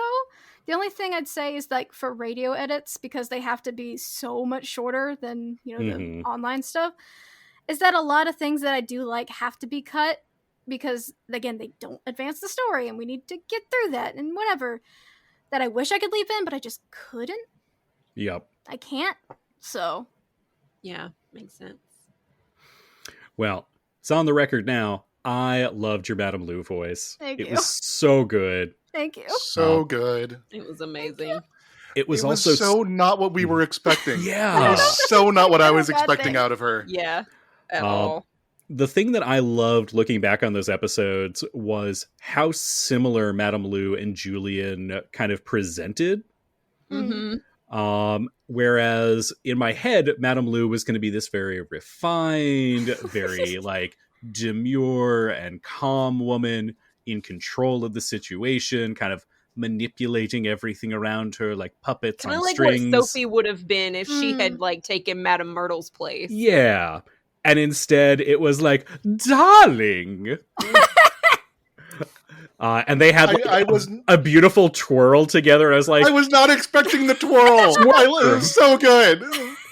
Yeah, It was really I cute was because- expecting like the super gruff, like no nonsense, and then we get it was so good. I Hannah, was I love you I for thought that. it was I really love you cute for that. because it felt like Julian had really like he was her protege. You know, Mhm. like Yup. yeah, Yeah, absolutely. it was cute. Thank you. I've never played that kind of character before, so I was like, I kind of want to just be the flippant person. Right? Mhm. Yeah. Like, I've done voice acting stuff in the past, but it's always usually mean girls. Usually Mhm. prissy teenage mean girls. Like, I want to be the, like, look at me, I know I'm awesome, but also I'm looking out for you as well. Mhm. And I'm in this beautiful place, surrounded by all these riches. Like, yes, I want to play this person. You're in a Oh, fancy yes. place. Why not be a fancy Exactly. lady? Exactly. Mhm. Yes. Being a fancy lady has worked well for Julian so Yep. far. Yes, It's yes, true. it has. And also, I mhm. just realized I never did answer the rest of your question, Phoenix. How do I stay sane? I take breaks. Yeah. If I'm going, and especially when we're moving a lot of the clicks and stuff, and it's just been that, I can only go for like 20 minutes at a time, but it's like, I need to just rest my brain and just leave for a bit. I'll be back later. Type. Is there a liquor fund we need to be contributing to, or No. Yeah. No. I mean, that's just got to be the worst thing that you got to deal with there. He loves to poke the bear. The bear has claws. I don't know. Big Bill didn't seem to mind when he got poked. I'm just saying. Oh You my know- god! In my head, I thought of that, and I was like, nah, no one's going to pick up on that. Don't make that joke. But I knew who would. Because, Phoenix, you're an 11 out of 10. And don't let anybody tell you otherwise. I thought you were going to say Phoenix is 11. I was like, Both of these things can be true. mutually exclusive. All right. Speaking of Phoenix, you had a couple of questions that you added in. Do you want to throw some of those out? Sure. What did I ask? Let me see. Where did I? Not to put you on the spot. Yeah, no, it's all good. This whole So- episode is being put on the spot. Well, I feel like hold on. I'm sorry for vamping here. I feel like we've actually asked most of mine. Just, I mean, we haven't necessarily said the words, but we've pretty much gotten at all of them. Oh, here's one. I missed that one. So, yes, I do have a question. And I kind of came up with this one while I was thinking about Julian and who he's turned into versus who I originally kind of conceived of in my mind. So just for the other players, like how much do your characters today match up with what you envisioned when you were first kind of putting them together? I originally, Sophie in my head was much more, I mean, kind of like Brian was talking about with his idea of like what Madame Lou might be. Like, she was like refined and serious and like kind of intimidating, and I didn't have any like, yeah, all of the sort of side stuff with her, like the her kind of little bit of ruthlessness is kind of different. I didn't really I didn't plan for her to be like that. And also the the kind of comedy stuff is definitely just like what sort of naturally like popped up and seemed like to fit at the time. Yeah. I mean, she's not super far from how I envisioned her, but she's definitely like evolved for sure. Maybe not as much as Julian, but she's still like, yeah, developed some like idiosyncrasies and stuff. Your Pokemon Sophie is evolving. Do what? Your Pokemon Sophie is evolving. Yes, exactly. Character development. Mm-hmm. Yeah. What about you, Bill? I think the major structure's mostly the same. I think I kind of envisioned him probably more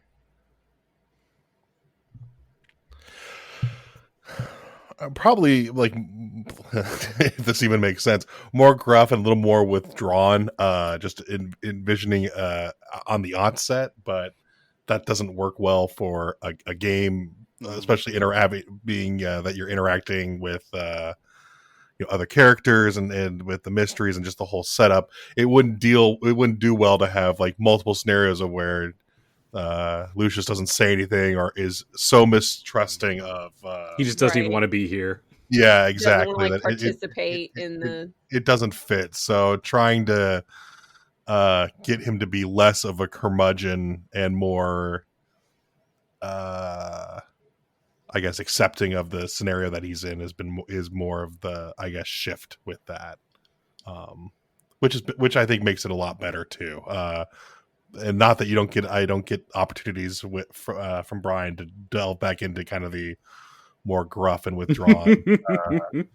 I'm helping Lucius, but yeah, I've always seen I always envisioned him kind of as a more like stern or kind of curmudgeon-y individual, but having to take that and not be as extreme and have it be a little bit more open to newer experience.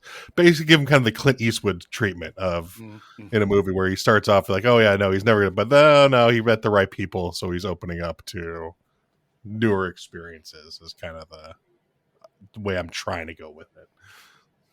And Phoenix, how about you? I was just so yeah. I'll mention that in a sec. But yeah, Bill, just in our most recent episode, and just again, I was so not expecting when he got kind of challenged.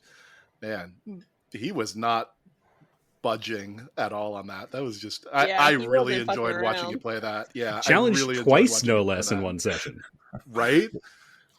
Well, and to the point of that, with and I would say the influence of Julian and Sophie is the if this was like early in the game session, I would have probably had him take a swing at the guy and started a fight and all this other crap. But I like I like where this is going. I like what the mysteries Brian's weaving here, so it's a lot of fun. And then yeah, as for Julian, he's definitely. He's where I thought he would be, but with the volume turned up to 12. Like he's basically, I definitely, he was going to be an entertainer in a bordello. There's certain things that I kind of knew were going to be part of his character. I just didn't think I was going to be amping them up quite as much as has happened. And then certainly, after our foray into Starvation Heights, and getting locked into the room where, was I expecting swole Julian? No, I wasn't. But But I think those have been kind of the biggest surprises for me. Is just where the games kind of led us, and just how silly he's ended up being. Because come on, it's still a horror campaign, and I'm playing a horny bard. It's just what the hell happened? What happened? It's amazing. Perfection happened. Mm-hmm. Aw. Love Flattery you, will get you everywhere. Counting on it. Aaron, did you have any questions for the group? Yeah, for the players, I'll just go ahead and ask a couple. I'll just put these together. What do Julian or Dr. J have any pets? And if not, what pets would they have? I'll just go ahead and ask that one first, because obviously we know about yours. So Julian does not. And I'm trying to separate the Phoenix from Julian here, because the Phoenix in me is tempted to just say, oh, he'd have a dog. Because puppies. Puppy. Like, thinking through it, I feel like it would either be something, it would be exotic, some sort of an exotic. There's the part of me, and maybe Hannah, it's seeing you there with your bird, and now I'm thinking maybe it would be like some sort of like an umbrella cockatoo. Because not only do I get a cockatoo, I get a cockatoo. It would be great. That's good. Yeah, bravo. But I mean, the other thing, and of course, he would never, like, I would never allow this for him in the campaign, but would be like, I could see him like, oh, I should totally get a tiger. I could totally control a pet tiger. It'll be fine. There is nothing that could go wrong with this. Yeah, that's very Julian. So. I could see Julian with a bird on his shoulder as a little buddy. Mm-hmm. Mm-hmm. But definitely a very fabulous bird. Yeah. No, it would have to be colorful or have some flair to it, of course. Yeah, just as a side note here too. So I, years and years ago, worked as a receptionist at the Bird and Exotic Clinic here in Seattle. So we got to see everything except cats and dogs. And man, like, there are some crazy parrots that like people keep as pets. Just some of the most beautiful random things. But yeah, cockatoos were always real friendly. I always enjoyed when the cockatoos came in. Mm-hmm. with no double entendre intended in this instance. This one time. Cockatoos are very friendly birds. And Bill? I don't think Dr. Jensen would like it. He'd be one of those where if he had a family, or if there's a house pet, he would not object to it. Like probably like a dog more specifically than anything. But I can't envision him being someone that would want to take care of a creature specifically. I could see him sitting there tolerating it, or even enjoying having like a dog, like I'm thinking like a bloodhound sitting next to him kind of thing. But it's funny you say bloodhound. I was envisioning like another like big jowls, jowly, like big floppy, like a Neapolitan Mastiff type dog. But I can't envision him actually like taking care of an animal to like keep, like feed it, take care, look after it, that sort of thing. Now, Bill, is this because I stole your dog, Augie?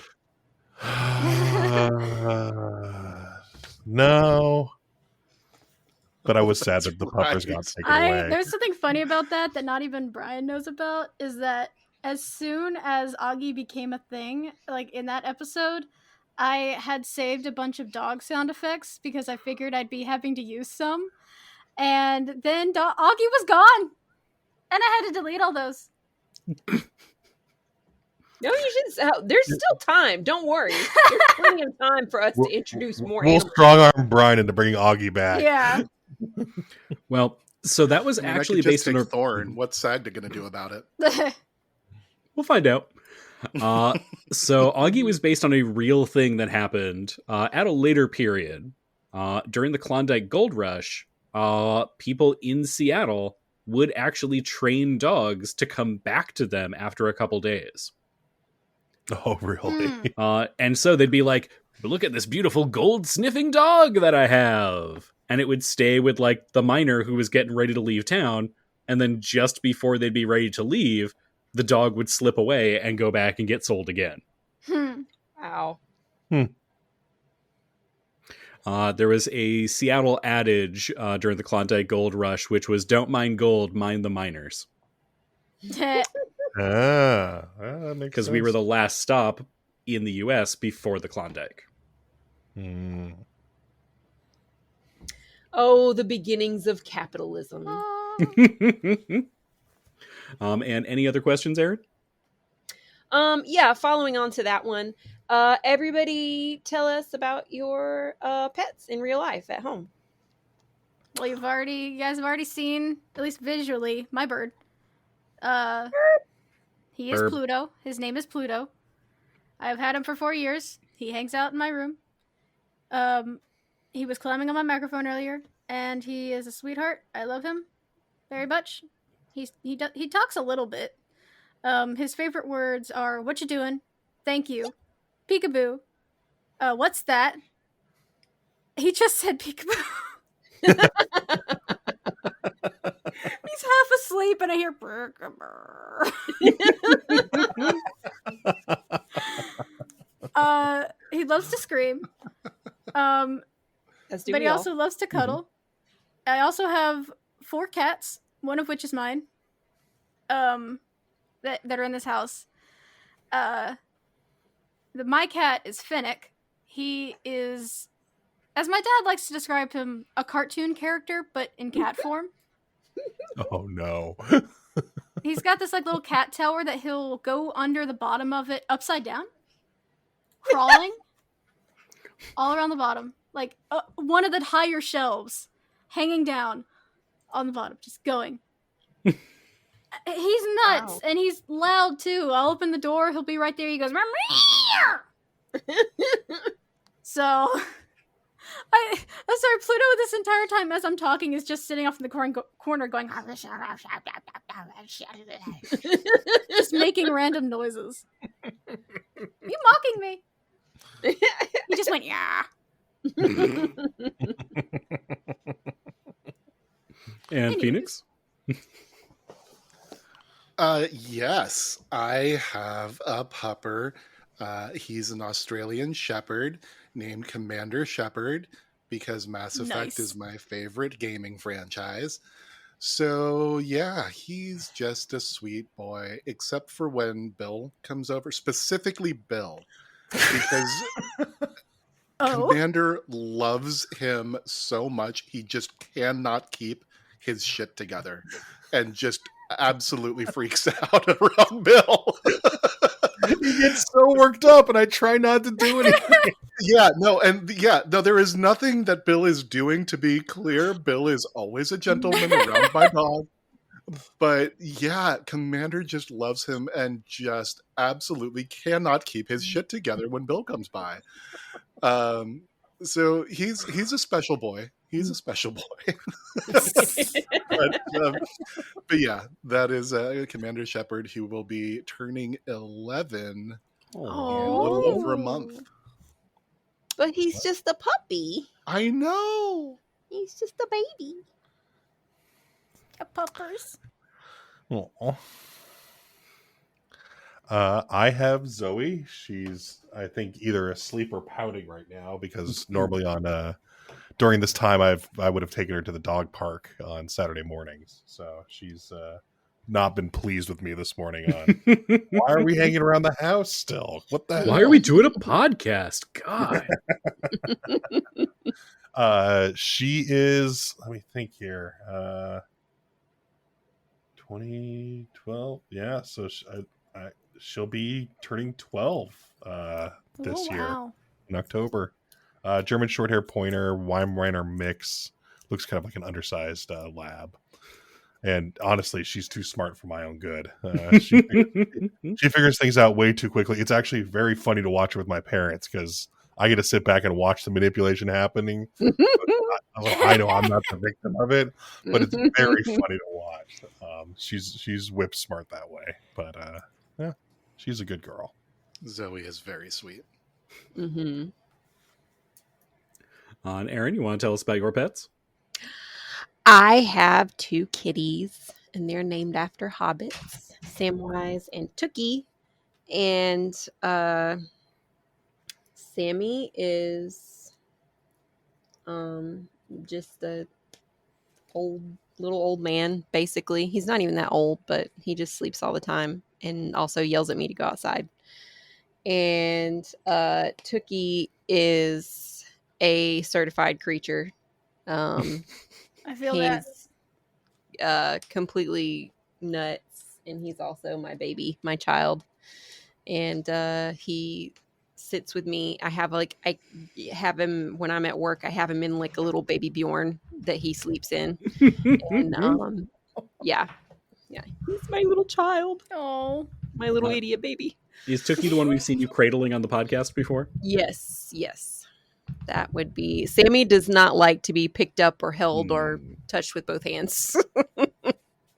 He's very he likes to be pet, but he doesn't like to be like restrained in any way whatsoever. So he doesn't get much lap time, because as soon as I try to pet him with more than one hand, he's like, ah, and runs away.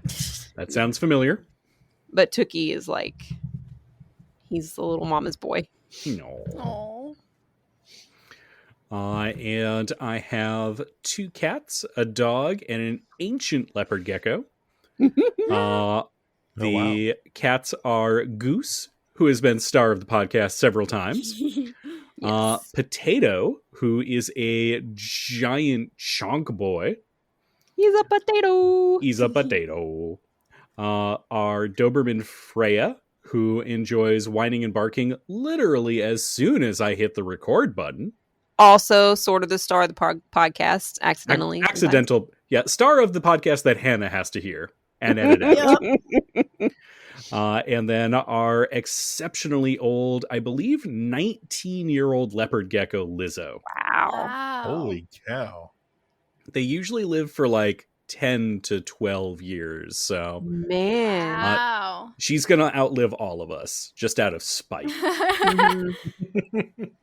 She wants no interaction with any human being. She wants to eat crickets and just like sleep under a ziggurat and occasionally poke her head out and be like, meh. And then just right back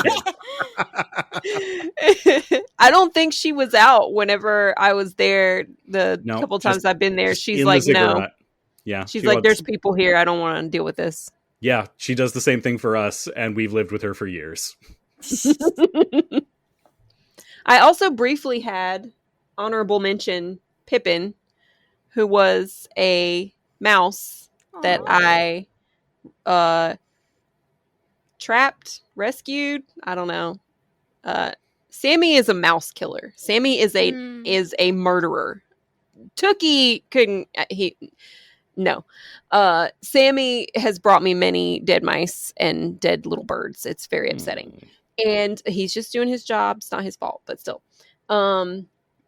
So I had mice in my house, and I was going to catch them and release them. But given that Sammy kept bringing me dead mice, I was like, perhaps I will domesticate this mouse so that he could maybe live more than one day. He got out after 2 days, and it was actually the cutest thing ever. He crawled along. He's probably dead now, just to be clear. He crawled along my desk, and I was just sitting here like I was like playing video games or something. And he crawled up on my desk, and he ran back and forth. And every time I would move, he would like dart back under, behind stuff. And then I just sat here really still, and he came and like crawled up my arm with his teeny little feeties, and he was so cute. He's only like this big. Oh, he was so cute. And then of course he got away, and Sammy probably ate him.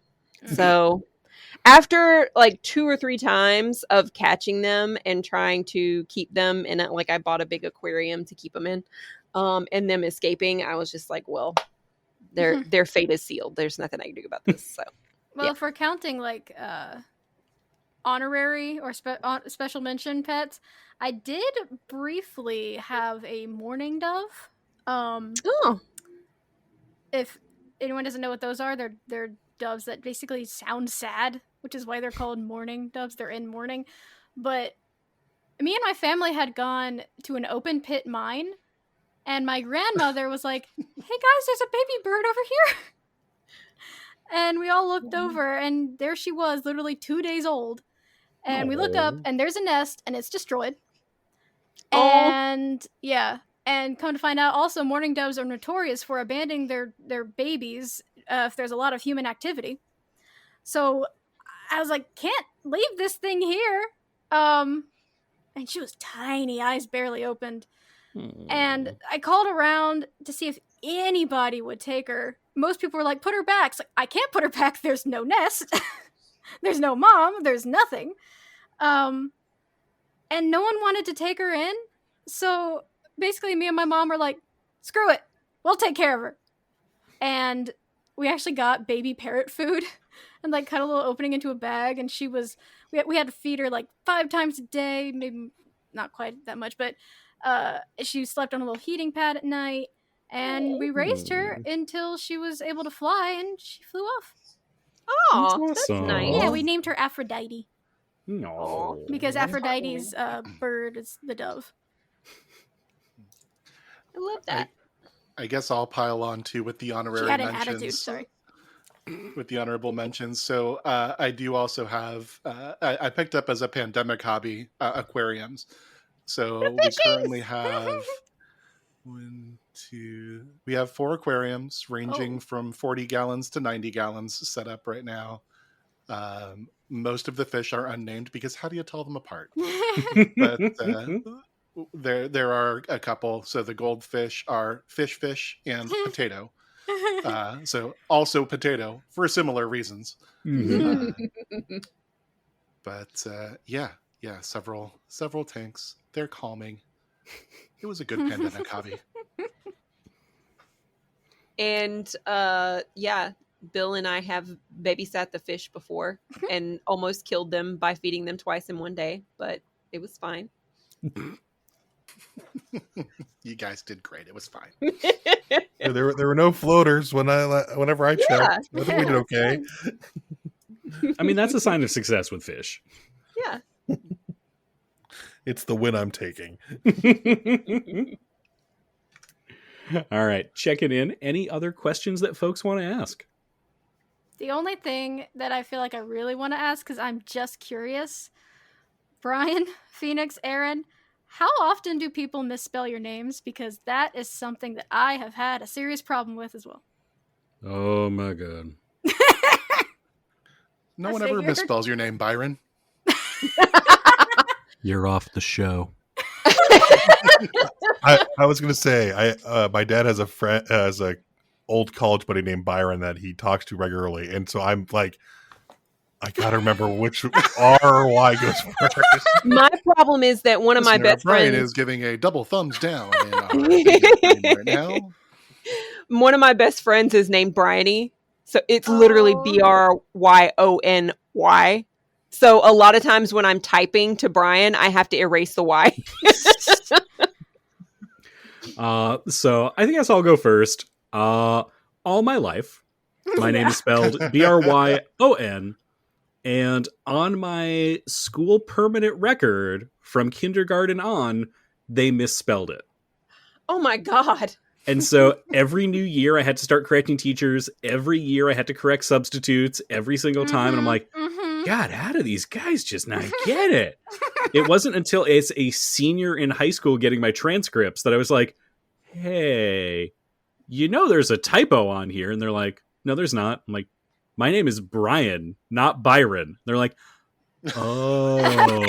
Oh my god. So I was going to say, did that cause any trouble for like trying to apply to college? Because they would send Byron's transcripts, not Brian. Thankfully not, because I got it before that. So I got them updated, but... Did your parents never notice? I guess if nobody was saying it out loud, they might not have really looked. But wouldn't report cards or something that got sent to the house be Byron or the parents of Byron? We assume they just mistyped it every time. Oh my gosh. Because like all the notes from the teachers would say Brian. But like the official... you. Yeah, because they knew me and I'd corrected them and they'd corrected on their roll. but the official documentation would always say Byron, and we figured they just typoed it. That's so funny. Oh, wow. What a pain in the butt. So Dear whole Lord. life. Mm-hmm. I will go next. So my given name is actually Alexandra, Mm-hmm. and which I like fine, except everyone my whole life shortened it to Alex, which I detest. And so of course my family still calls me that, because you can't fucking do anything about what your family calls you. They just pick something and then that's what you're stuck with forever. But so all my life, even when I was like in elementary school, I was always trying to instill different nicknames. Like I tried Alexa, I tried Alexis, I tried all these different things. And people would be like, but Alexandra is so pretty. And I'm like, A, no one can spell it. Yeah. B, people just insist on calling me Alex, and I don't like that. And so that's why. And so finally about 8 years ago, I had for probably the past 20 years almost, I had been using a similar handle to Aaron online for ages. And then about 8 years ago, I moved to Hawaii and nobody knew me there. And I was like, I'm just gonna why can't I decide my own nickname? And so I decided to just start going by Aaron. And so everybody I met there, I was just like, I'm Aaron. And they're like, okay, you're Aaron. Like they didn't know any different.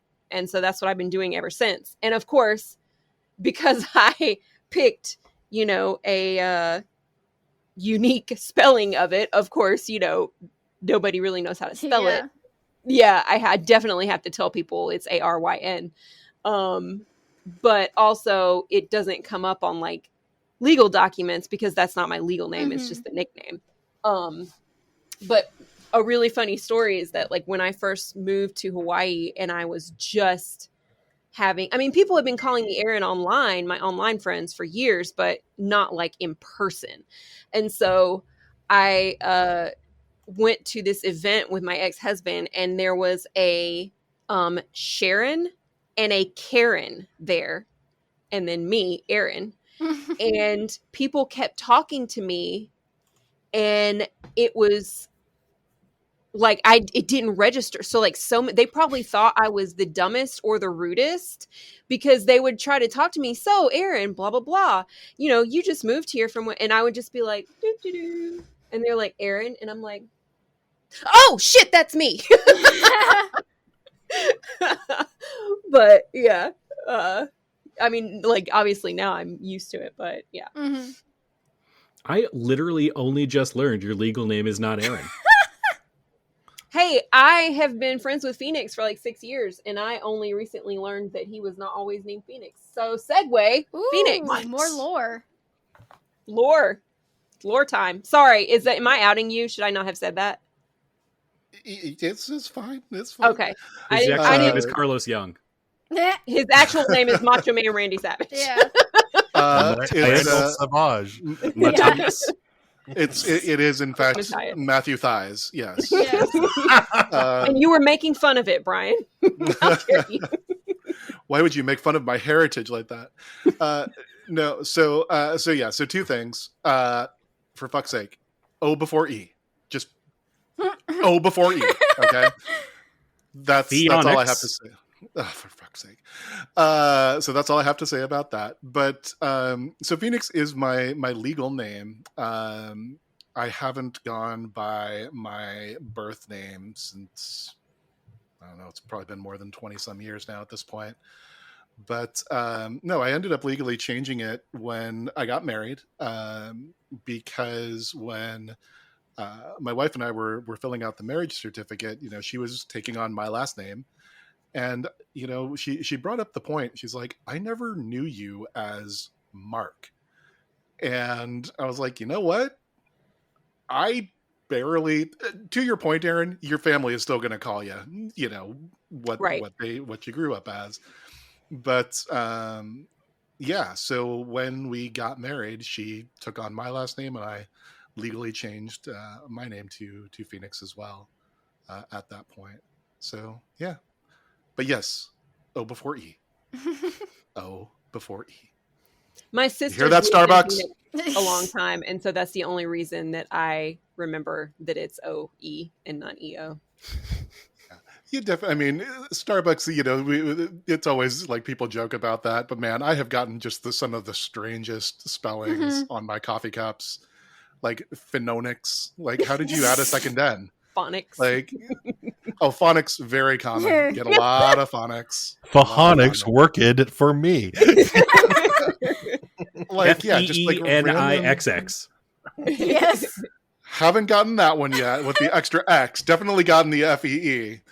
But yeah, no, like so the ones where it's like, where did you decide that there was a second N? Why is there an A? I don't know. Like, are you trying?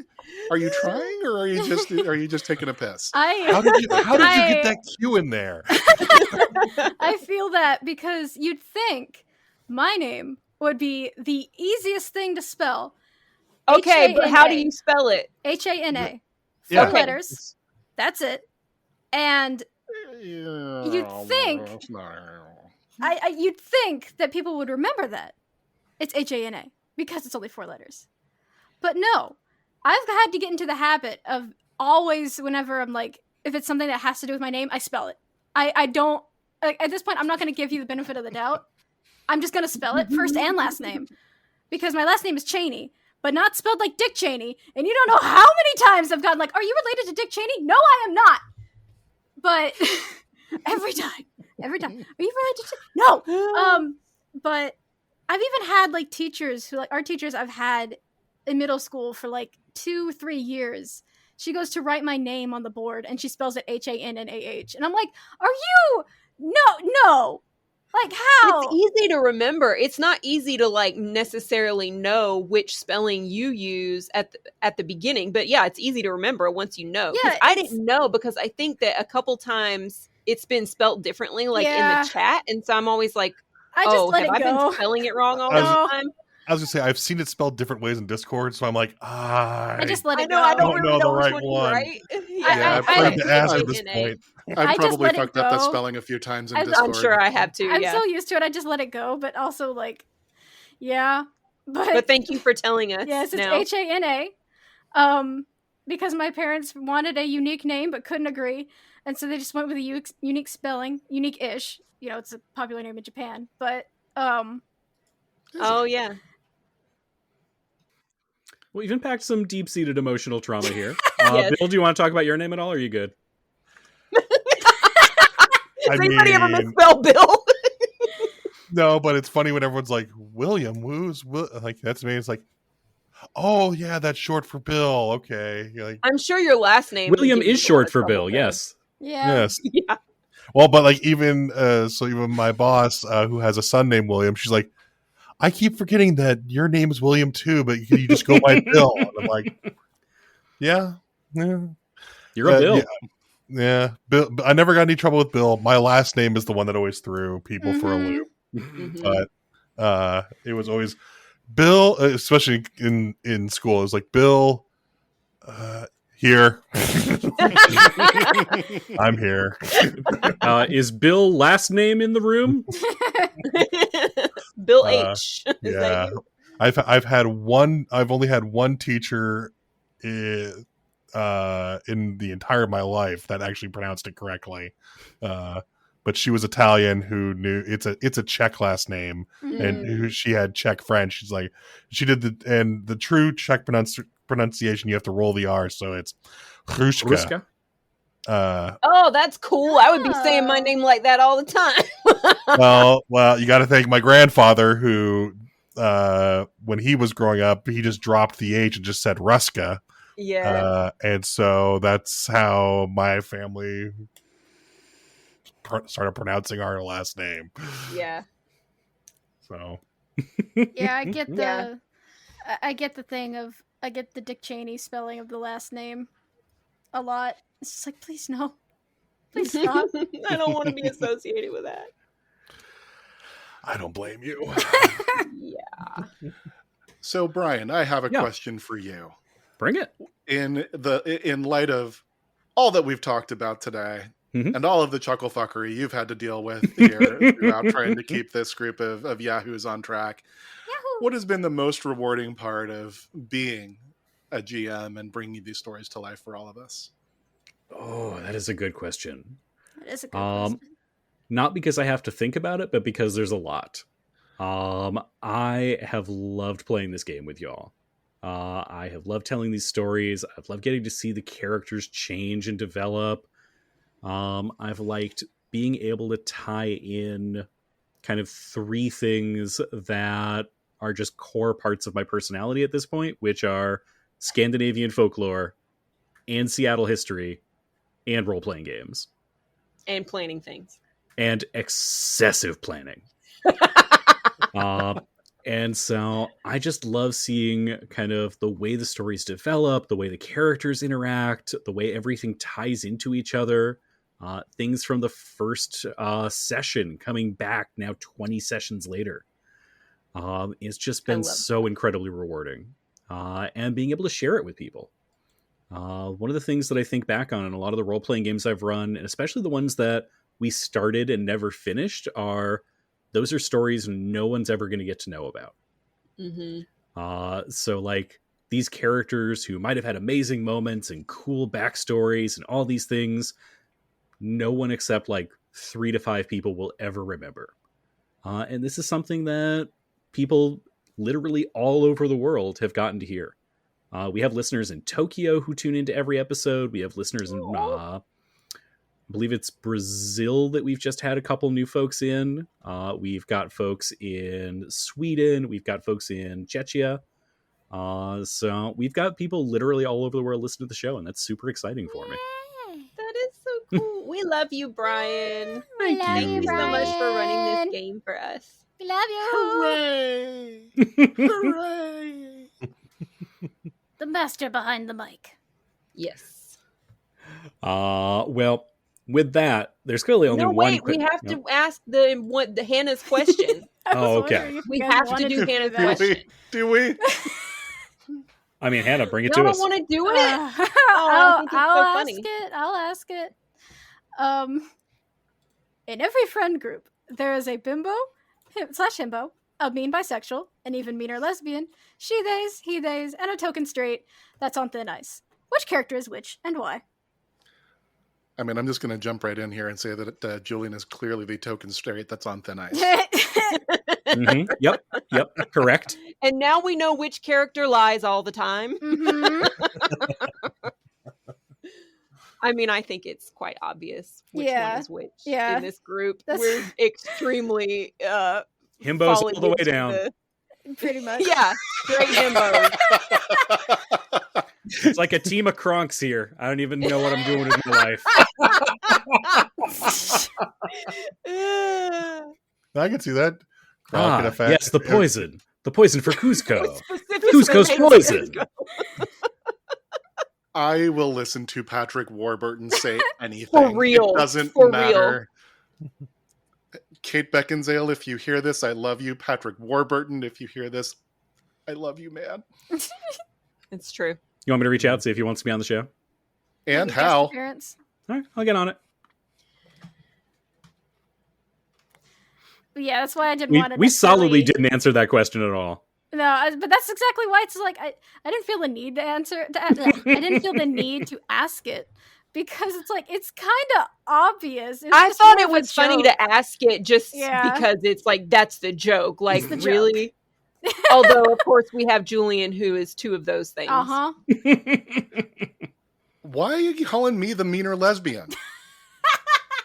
I mean, Julian is the heart and soul and conscience. I feel like Dr. and Jensen, biceps and good hair of this group.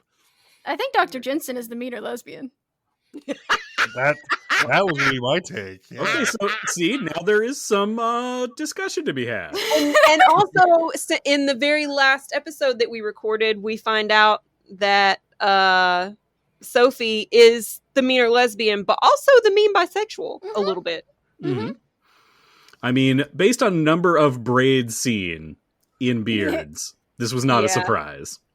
I think it's also the huggable thing, like Hannah was talking about earlier. Like, Yes. you know, I think I mean, honestly, to get a little bit. Big Bill is mine. Well, you claimed Big Bill early on, so we won't go there. But yeah, I think like to be a little bit, not meta, but like to actually be serious about it for a second. I think maybe Sophie is attracted only to men who seem very, very safe and like not threatening or something. Or there's something there with that, and like not, you know, not just all men that are handsome or men that are powerful or anything like that. Like she's not attracted to that at all. But yeah. All right, let's get to our next question. We've got a few questions in from our listeners, so let's take a look at the list. The first one that I'm going to go from is from Jeff from Big Campaign Stories. And he wanted to know, for our players, now that you're at the halfway point of the story and of the campaign as a whole, would you change your character build or maybe pick a different archetype, knowing where your character has developed to? Ooh, interesting. I think not really for Sophie. I would say the only thing like I might consider would be going more into like maybe occultist and stuff. Like maybe I even could have started with academic, and then like after she met Mira, maybe she could have sort of veered into, you know, multi-classed into occultist, which you really can do because you could get the skills. But yeah, I still think with where Sophie's landed, I would say that she's in the right archetype. Feels like how you want her to be. Yeah. You know, I would say just kind of in hindsight, maybe not making a character that has zero empathy so that half my mental rolls are not completely handicapped and hindered. Oh, but that's entertaining.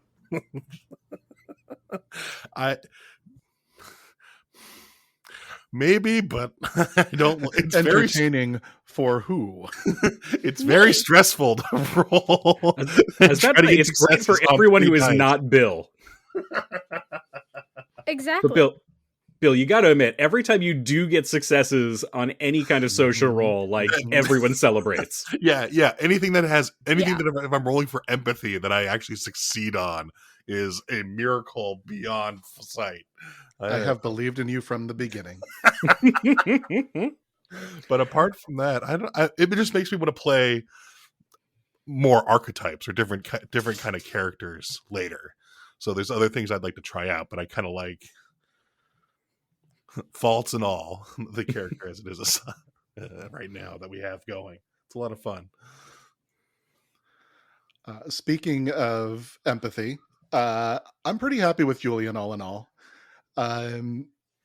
You know, this is the face of the party, the bard. This is not a character I am usually playing, and of course I went with the bard in the horror campaign. But no, it's been fun. Again, just as the player who typically does not make that character, it is a little stressful on me as the human, sometimes feeling like it's like they're expecting me to talk, aren't they? So yeah, otherwise you're by far the most charismatic human on the podcast, Phoenix. I don't know why you would have a problem with being the face. You're like the face in real life. Both true statements. Oh, well, shut up, you guys. We are our own worst critic. He's multi-class as a face and game master. Then your face status is definitely in jeopardy, but all the rest of the time. Yeah. The only other thing that I can think of is, and I can't remember how much of this has actually made it into any of the actual live broadcasted podcasts, but we can blame this on Brian because it was totally his idea.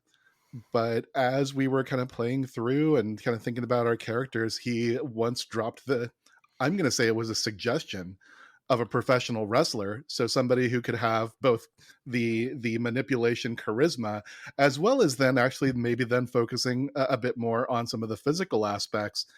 And I have been banned from making any sort of Macho Man Randy Savage references, but I just think that's my next character. I mean, to be fair, a lot of that gets cut out simply because when you go, oh yeah, it clips the mic so bad I have to get rid of it. Oh no. Pretty much. I mean, I feel okay about that. I do not need the Machismo Man as a character in this campaign. I might have to veto it. I might have to veto it just simply on the fact that I won't be able to listen to it, edit it, or anything. I just like that it's out there as an active threat over the game now. Yeah. Take out Julian. See what happens. Decisions have consequences. All right, put a pin in that one for half a second. We're going to come back to this in a little bit. I've gotten a few more questions from Jeff, so I want to make sure we have time to answer all of those. Jeff also asked, for me, what has been my favorite spirit or Vasen to run in the show? I think that is probably going to be the most recent one on our aired arc, which is the Troll Gut Grinder. Having that really exciting, dramatic scene where you guys encountered him way earlier than I expected, and scared the bejesus out of y'all was great. Having those interactions in his lair with all the PCs, I thought was super, super fun. Mm-hmm. Also, just as a minor hint for what's coming up, we do have another Vasen that's going to be showing up, maybe in our upcoming mystery. But maybe somebody else will be playing this one. We'll find out. And here I thought you were going to say it was the spirit of friendship. Oh, that's the actual number one favorite, yeah.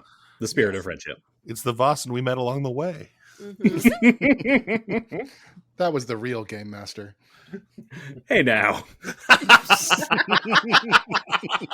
I mean, the game master is the Vasen that we met along the way. So... I don't think I'm actually a Vasen. Are you sure? Pretty sure. I think I would know at this point. All right, now another question. It is true. It is. All right, now Jeff had quite a few questions for us, so he also asked, very timely. Is our Jeff? So this is a different Jeff. Oh, different Jeff. Okay, go ahead. This is Jeff, the host and game master of the Big Campaign Stories podcast. Oh, cool. Ooh. And funny story, we discovered we actually live down the road from each other. Oh, how funny. So Jeff actually asked, what gifts would the players get each other for Christmas? I assume this means characters. And I'm not going to answer that, Jeff, because we actually have a Christmas episode coming up soon, where you will get to see what gifts the characters give to each other. Indeed. All right. We also had another question from Jeff. He came in with a lot of them.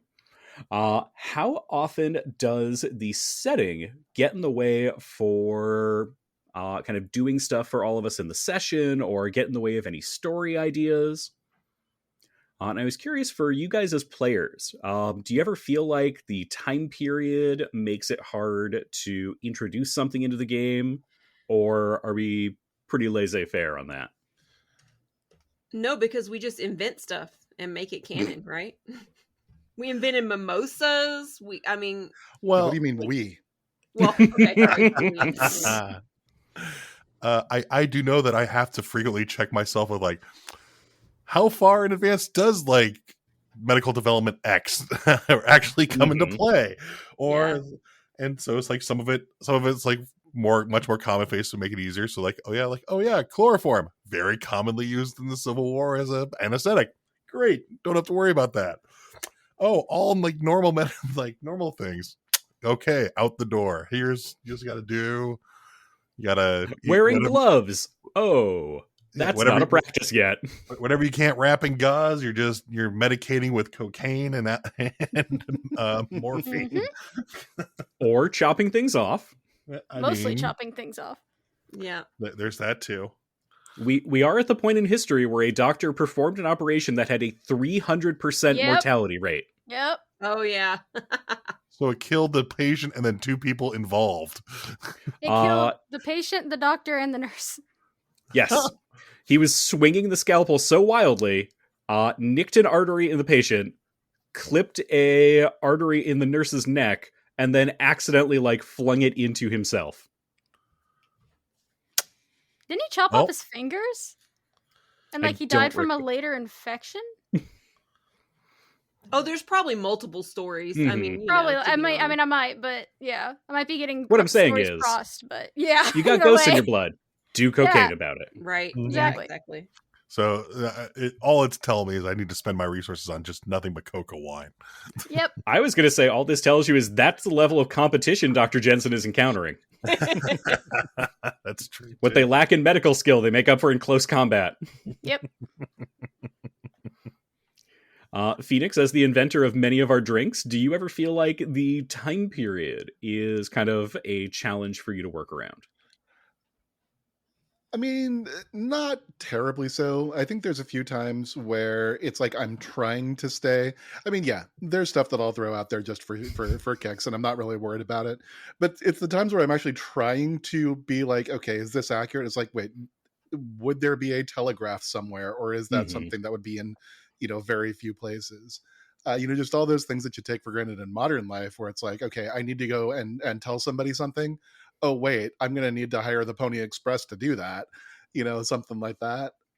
That's been, I mean, it hasn't been problematic. It's just been like, yeah, when I've been trying to figure out how to do things, and then I'm like, wait, actually, that's not a thing. That's not a thing. Mm-hmm. But no, it has not been too much of an issue. Yeah. I actually could answer this too, because the hardest thing is when you need a very specific sound. The one that's immediately coming to my mind is when you guys were using the camera during the troll episode, where it's like, okay, what did those sound like? Yeah. And trying to find videos on YouTube is, for reference, almost near impossible. I basically have to be make an amalgam of sounds. I'd be like, this is a close approximation, because I don't have a real working one. There's a show on, I think, Netflix that's called, I'd have to look it up. It's about a guy who takes, how Victorians used to take pictures of people after they died. Mm-hmm. And he takes, it's about one of those guys, a photographer of the dead people. And so I wonder if that would have, but it's too late now. But anyway. This only occurred to me just now, given that we're not doing our normal podcast. Aren't we in the era of photographs had to take 10 minutes to take? Mm-hmm. So so we're kind of fudging it a little bit with oh yeah, we have a camera, let's just take a picture of the crime scene. You did have to set it up for sure. You had to set it up, and everything had to be still, and you had to have it on on a tripod with the little hood and all that stuff. Yeah. But I even actually had to go to my mom, who is a photographer and studied photography, and ask her, what do you think that would have sounded like? Turns out she has one. She's yet to show it to me. We haven't found it yet, but as soon as I find it, you all will see it. But basically, I was like, is there a knob on it? Would it be cranking? Would it be da-da-da-da? Would the flash sound like this? She's like, oh, yeah. I was gonna say, I thought this was the period where you had flash powder cameras as well. Mm-hmm. Yep. Had to find a special sound for that. So yeah, the whole party is just carrying around low-grade explosives with them at all times. That tracks. I mean, yeah. Yeah. We did have a bottle of ether at one point. Well, that is different. That's a high-grade explosive. All right, next up, we have a lot of Jeffs who are fans of the show. And we got questions from Jeff via our fan mail, which, by the way, dear listener, on the link to this very episode, if you are listening to it on your phone, you can click and send us a text. And it's super cool. And we can put them on the website. So you should totally do so. And tell us anything you want to tell us or ask questions. So Jeff and Aaron, this is our Jeff who we play games with, asked, as someone who has lived in the Pacific Northwest my entire life, I have never really liked Seattle. That's not a question, that's a statement. However, Sounds just like Jeff, too. However, listening to Spirits and Monsters of Old Seattle made me have a sudden interest in the area's history and geography. Is there a campaign map we could use to follow along with where events are taking place? There is not yet, but there really should be. There will be soon. I was about to say, that's homework. So let's say, hopefully, by the time this airs, yes. Somewhere on perhaps our wiki.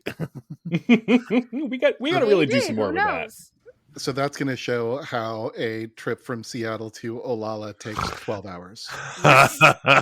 Correct. Right, yeah. Correct, it will. Just loops around Vashin nonstop. You know, there's a back then there was a whirlpool. There were like hydras actually around Vashin Island. And Hey, Brian, how often does geography get in the way of your plans for the game? Answer never, because I don't let it control me. Everything Aaron just said. She fucking stole my line. Word for word. Brian rejects your reality and substitutes his own. Yes. Yeah, I will. I'm just going to throw this out there. I will go find some maritime experts at the Seattle Wooden Boat Museum, and I will ask them how long it will take to get from Seattle to Olala in 1888 if everything was covered in fog. And please, we'll see what they say. I literally want to know. I want to know. I want to know too, actually. I think the answer is they just wouldn't go.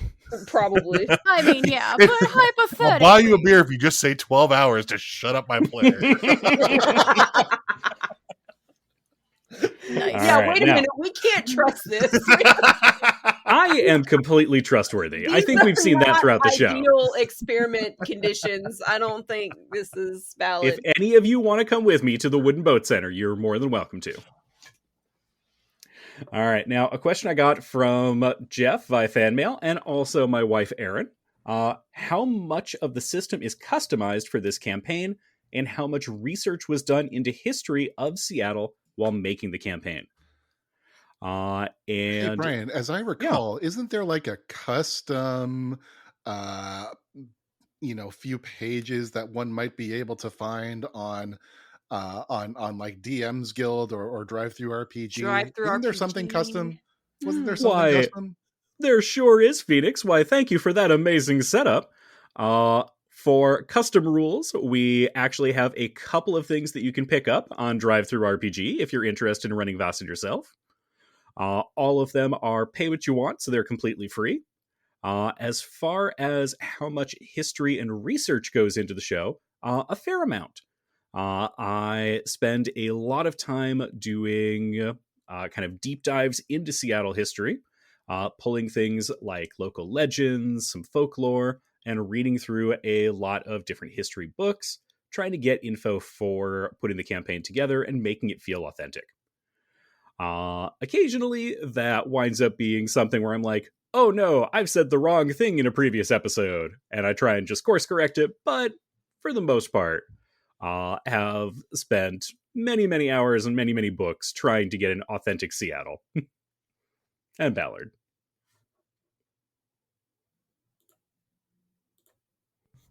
Huzzah. Yeah.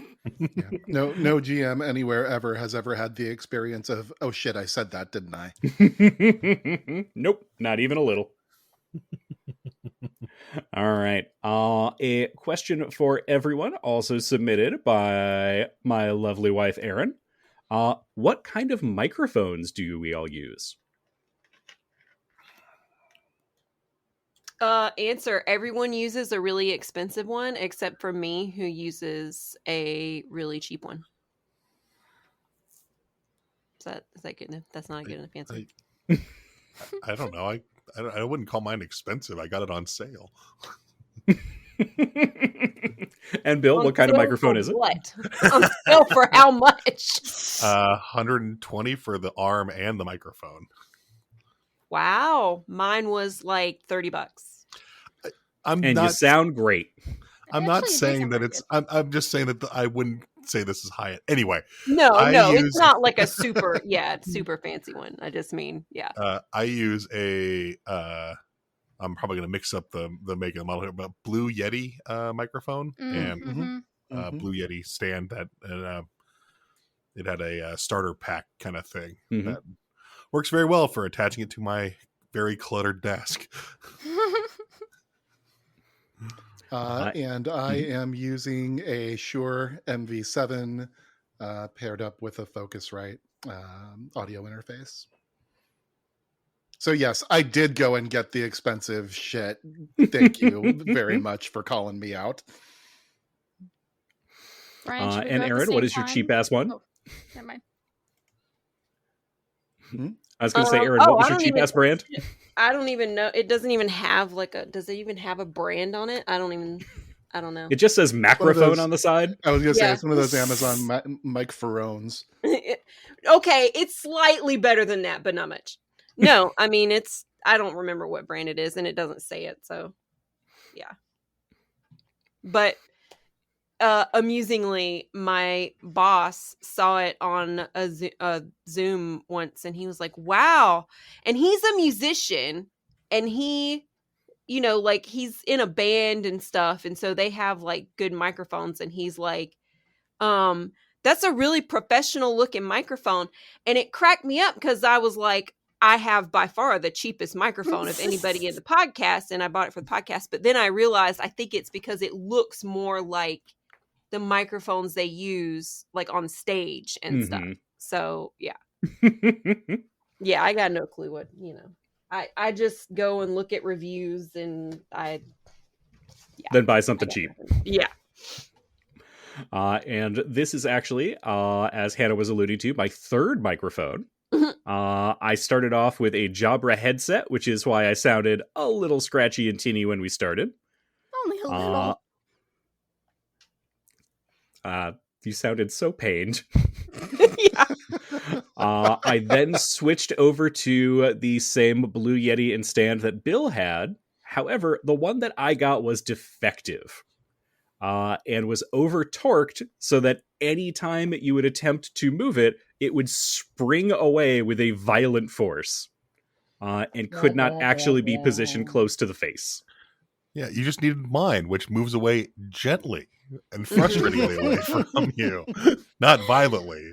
That's the blues is more like kind of like Homer Simpson backing the hedge. It just shies away. Yeah, so I eventually started putting small weights on it to hold it down. But that was really not ideal. Because if any of those shifted off, it suddenly, again, violently flew away. So I then talked to our wonderful editor, Hannah, who recommended the Hyper Quadcast X. And so far, that seems to be working pretty well. I think, Hannah, that's the same one you have, right? It is. Exactly. I literally think I sent you the exact same link of hey, try this one. Listeners, please know that when Hannah is on the podcast, her microphone is mesmerizing, and I can't stop looking at it because it has pretty colors. Pretty colors. So does Brian. And so does Brian's, but we can't see it on the camera. Which is good because it would distract. Yeah, I was about to say, that is by design. Because otherwise, I'll distract myself staring into the middle distance. And then I have I don't know if the stand has an actual brand name, but it's pretty good. It actually is spring loaded and moves anywhere I want it to. I'd move it right now, but obviously no one's gonna see it. and all you'll hear is if I do. Yeah, as this is an audio medium, that's not actually going to help us Nope. any. Listener, Yeah, imagine a mic stand. I- There I- you that go. That's it. Suspended Yeah. and attached to the I- desk and da-da-da. All right. Now, more questions. Again from Erin. She wanted to know, how does everybody get inspiration for their characters and storylines?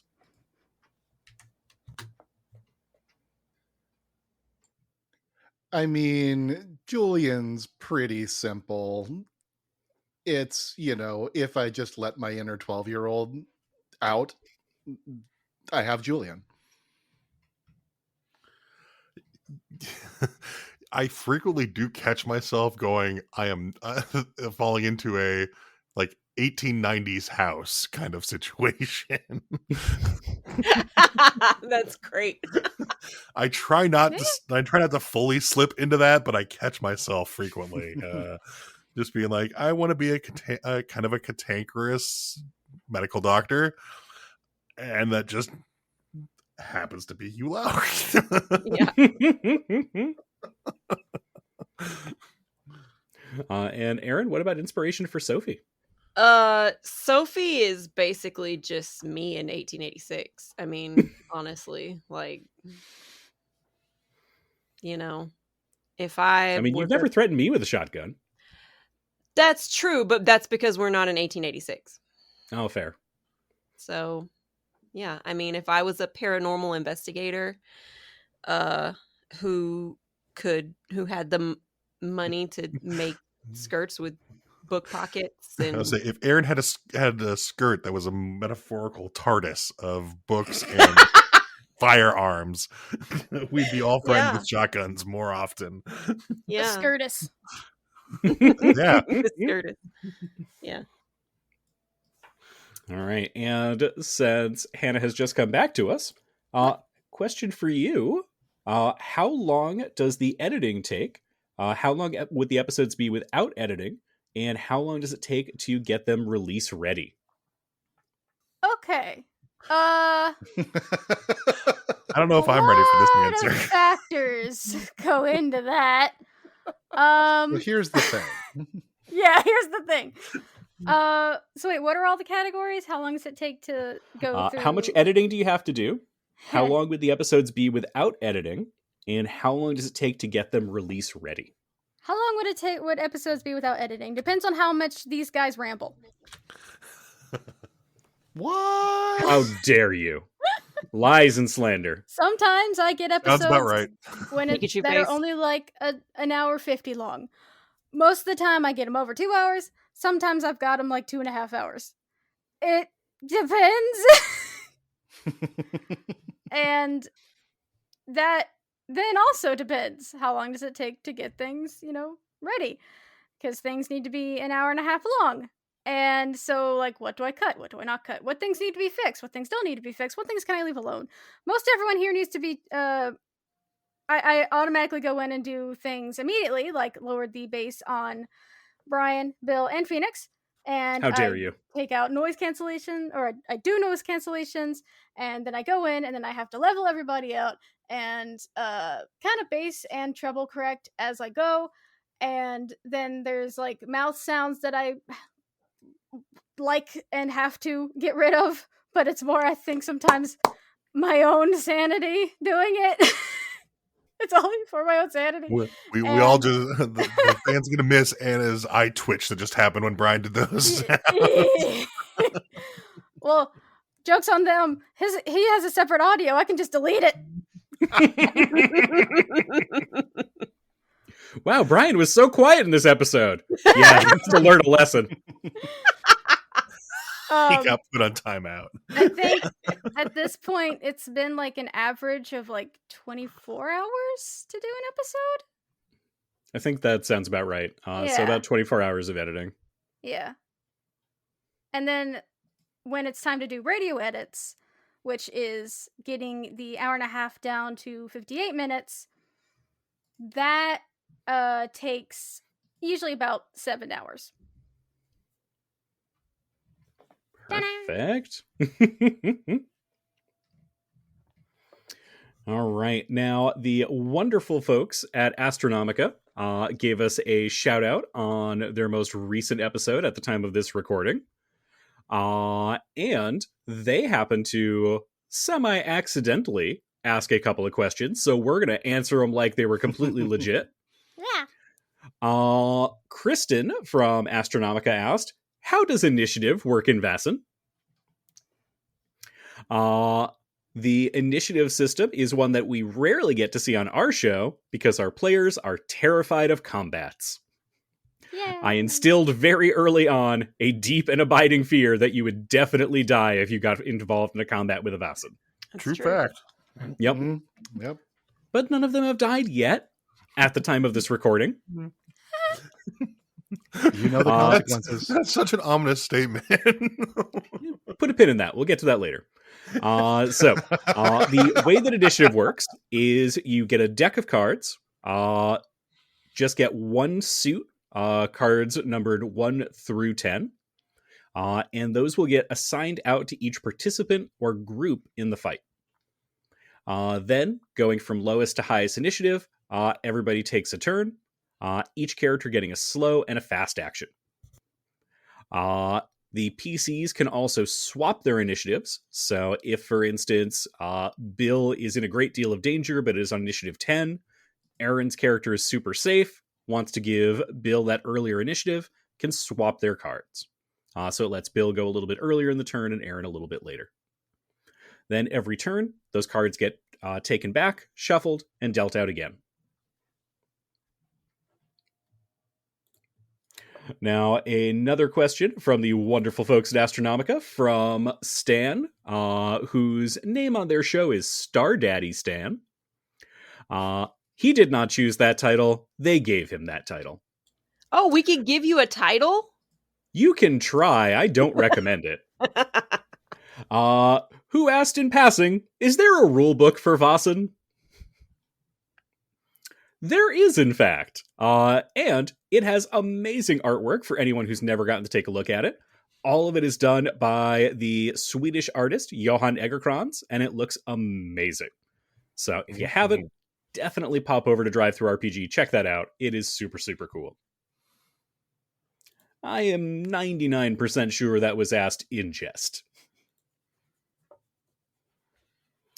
All right, next question that we have, looking through my list. All right, this one is going to be posed to everybody. This came in from Giovanni over Facebook. Giovanni asked, are you going to publish the Old Seattle Adventures? I would love that. So, would you guys think that this would be an interesting campaign? I think so, but I'm also kind of biased that I live in Seattle and love the Pacific Northwest. Yeah, I mean, I think a lot of people would go for that. That's a terrible idea, Brian. Thank you for your honesty, Phoenix. What if it features the Machismo Man? As an enemy? Obviously. He's actually been the villain the whole time. He's the, yeah. The big Well, guy. would he be featured, or would he just be kind of alluded to as like a mysterious Man in the shadows. yeah? This strange white-haired man with That's polarized who glasses. the Thin Man actually is. Yeah. As you Yeah, walk maybe down it's the tall man. Yeah. a cold and damp, foggy Seattle street, and you just hear, "Oh yeah," Echoing down the brick-lined streets, disappearing into the swirling fog. Oh yeah. Oh, yeah. Oh yeah. Slap it to a Slim Jim. Fantastic. Again, please don't make that character Phoenix. Again. I cannot stress enough. Please don't. Again, This is what I have to deal with as a player: is the tyranny of this despotic GM. It's true. It's true. I make constant Amazing. demands I've upon him. lasted as long as I have. Factual. Now that does actually bring up a great intro for another question. Despotic GMs. Well, adjacent to that, players lasting as long as they have. From user Love is a Dog from Hell on Blue Sky, had several questions for us, one of which is for Bill. Is Dr. Jensen a permanent party member, or is the third party slot always meant to be changing? Bill, are you willing to stay with us forever? As long as you'll have me, or until you kill me off. All right, there you go. Bill is going to stay with us until murdered. Until death do you part. That actually does tie into another question this particular player had, or pardon me, this particular user had, which is death allowed in this actual play podcast? And if so, do the players have backups? Death is absolutely something that can be on the table. However, as the a orderlies GM, at Starvation Heights. We'll get to that. Put a pin in that one too. So one of the things as a game master, I do want it to be narratively satisfying. I would not necessarily want like Sophie just to get shot in an otherwise non-threatening combat encounter and she happens to suddenly die. I feel like her story wouldn't be at a really fulfilling point in that. However, Sophie is a ghost. Following the party. Ghost Sophie. Yeah. Oh, Yes. Lord. Aaron, you're on mute. I thought I unmuted myself. Anyway, we also did just conclude the Sophie-centric recording that arc. So, anytime is basically fair game now because, she's kind of wrapped some stuff up, so. Wait, does that mean that Dr. Jensen has plot armor until we get to his mystery? That's what it sounds like. That's what it sounds like. I don't know. That's what I heard. But it wouldn't be narratively satisfying, Brian. I know. We wouldn't want to leave our listeners. You can still be haunted by the sins of your past from the hospital bed. So, short answer is characters absolutely can die. We have a number of conditions in Vossen that can wind up getting inflicted on characters. So there's no guarantee they might necessarily die, but they may be grievously wounded. Or there are definitely going to be times where characters might not make it out. They wish for death.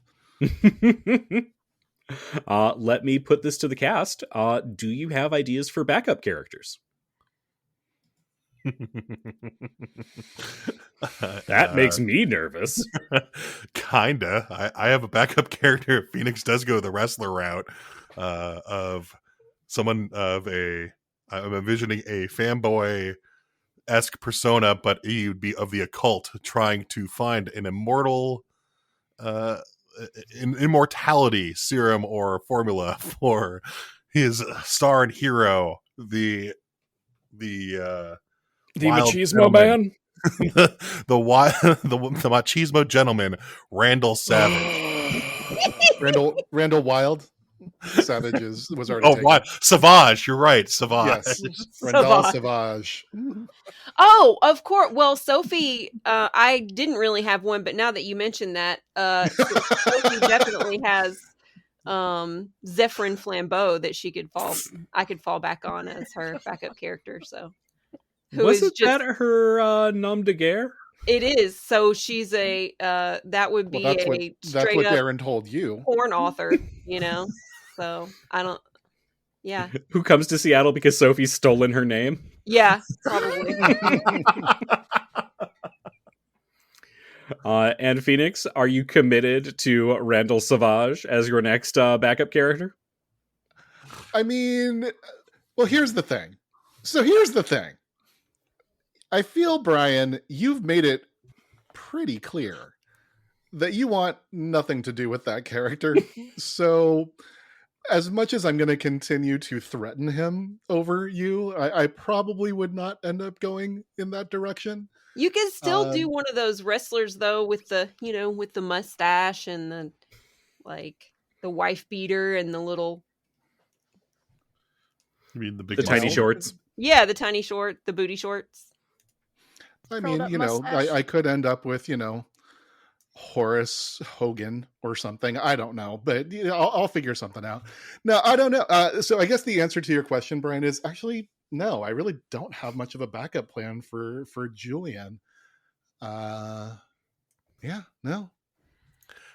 Make Yeah, a wrestler magician Houdini. Houdini. Houdini. Gross. Yep, that got pushed too far. The joke yeah. The joke went all the way back around. Come on. Come on. I mean, I think the only thing that I would say is I will take somebody who going back into my comfort zone a little bit more, and I'll let somebody else do the talking next time. Well, and kind of what was talked about a little earlier was the definitely tons of different classes and archetypes I'd like to try. Just haven't figured out a character that would be fitting one of those just yet. Oh, I'm so stupid. I said Sophie could go into occultist, but she would probably be more of a writer. I mean, she is a writer. An occultist Got writer. a lot of Sophie options. So that would make sense. But yeah. Options. Yeah, there is nothing stupid about that. There are, I think, 10 archetypes in the Vossen core book. There are 3 more that are added in Mythic Britain. I wrote 4 more because I'm a crazy person. And then there is 1 more in the upcoming supplement, Mythic Carpathia, that has not been released at the time of this recording. Ooh. Oh, I can't wait for that. That's going to be some good shit. It's a vampire hunter. All right, Just now kill Sophie right now. I want to play a vampire hunter. Well, it's not out yet, so you got to live for a little longer. Oh, right, okay. Now, this one actually is a little bit of a follow-up. Phoenix, another question from Love is a Dog from Hell. Is Julian's backstory already written? I feel like it's hinted at a lot. Yeah. So part of the game of Vossen is every one of our characters has some sort of dark secret, which does include Julian. I worked with Brian early on to kind of flesh that out, had some ideas he helped me kind of put together. So, there are little bits and pieces when we get into, kind of talking through things that I'll kind of throw together. But the major arc, yeah, I'd say it is actually kind of predetermined there. I'm excited. We've still got some more details to discover on that, too. Dun, dun, dun. You do indeed. Our last couple of questions from Love is a Dog from Hell are, what happened to Kaelin? And what happened with the boat coming to America? Is the entity heading towards Seattle? Good questions, Brian. Yeah. We would you like mind to know answering as well. them, Brian? Yeah, what are the answers, Brian? Brian!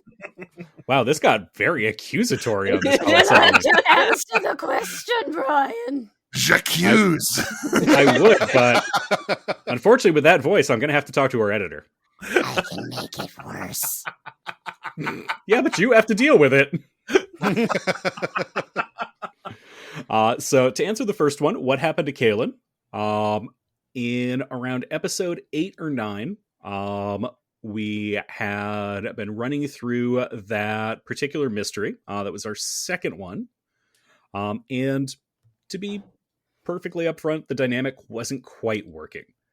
Kaelin's player Quinn has been a lifelong friend of mine. We've known each other for just shy of 20 years and played many, many RPGs. But the vibe for Kaelin's character wasn't quite in line with Julian and Sophie at that time. So just syncing up and kind of figuring out what would be the best way to continue that story forward. Decided to kind of resolve Kaelin's arc and send him back off to Ireland to try and resolve that family curse. But no bad blood, no hard feelings. Just kind of wrapping up that storyline and moving in a different direction. Now, as far as the second part of that, what happened to the boat coming to America? I, of course, should have written this down, but I believe at the end of our third mystery, we saw the boat actually crash land in Long Island. And then at the end of our fifth mystery, which is just wrapped up, we can see that strange thin man is traveling about in New York, still looking for gold coins. So inevitably, he will be heading to Seattle at some point. But I will not say any more just yet. Hey, do we know God, sometimes the timeline of the episodes that are released versus the episodes we recorded versus the Q&A is very mind-bending. Anyway, do we know at this point about We will have to edit that part out because no, we don't. okay. All right. And next up, we have just a couple more questions. We got a fan mail question. Didn't have the username listed, but this came in from Madison, Wisconsin. And we got, Brian, what is your advice for prep work? I'm running Vossen for the first time, and I'm trying to balance meta background plots and individual mysteries.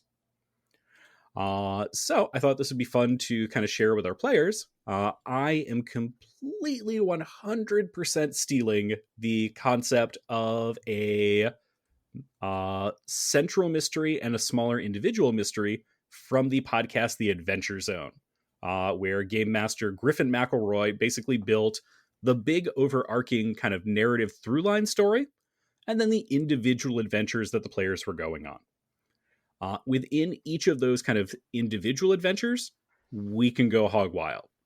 We can take things in unexpected directions. We can have disasters happen, but we keep moving that central narrative through line forward as well. So the actual big story is something that's always going to be in the background. So in our case, for this campaign, it's going to be the presence of that ominous thin man who's moving slowly across the country. We know he's getting closer, but the characters don't. So we know that stuff is happening, but still outside of the scope of us to kind of change, other than y'all like blowing up the entire city of Seattle. Which don't do that. Well, now I'm going to have to start casting Zone of Truth more. That's fine. You won't remember how the rules work. Zone of Truth, also ouch. known as chloroform. Yeah. So as far as kind of balancing the meta plot and the individual mysteries, think of the meta plot as being just something that you pepper throughout. Little details, interstitial scenes, little moments, but focus on just the story here and now. And then in epilogues or cutaways or kind of fast forwards, you can do little bits of that bigger story.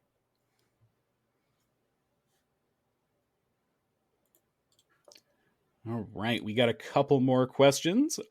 This one was not really a question. It was a statement from Ensign53 on Reddit, out here looking for Vossen podcasts.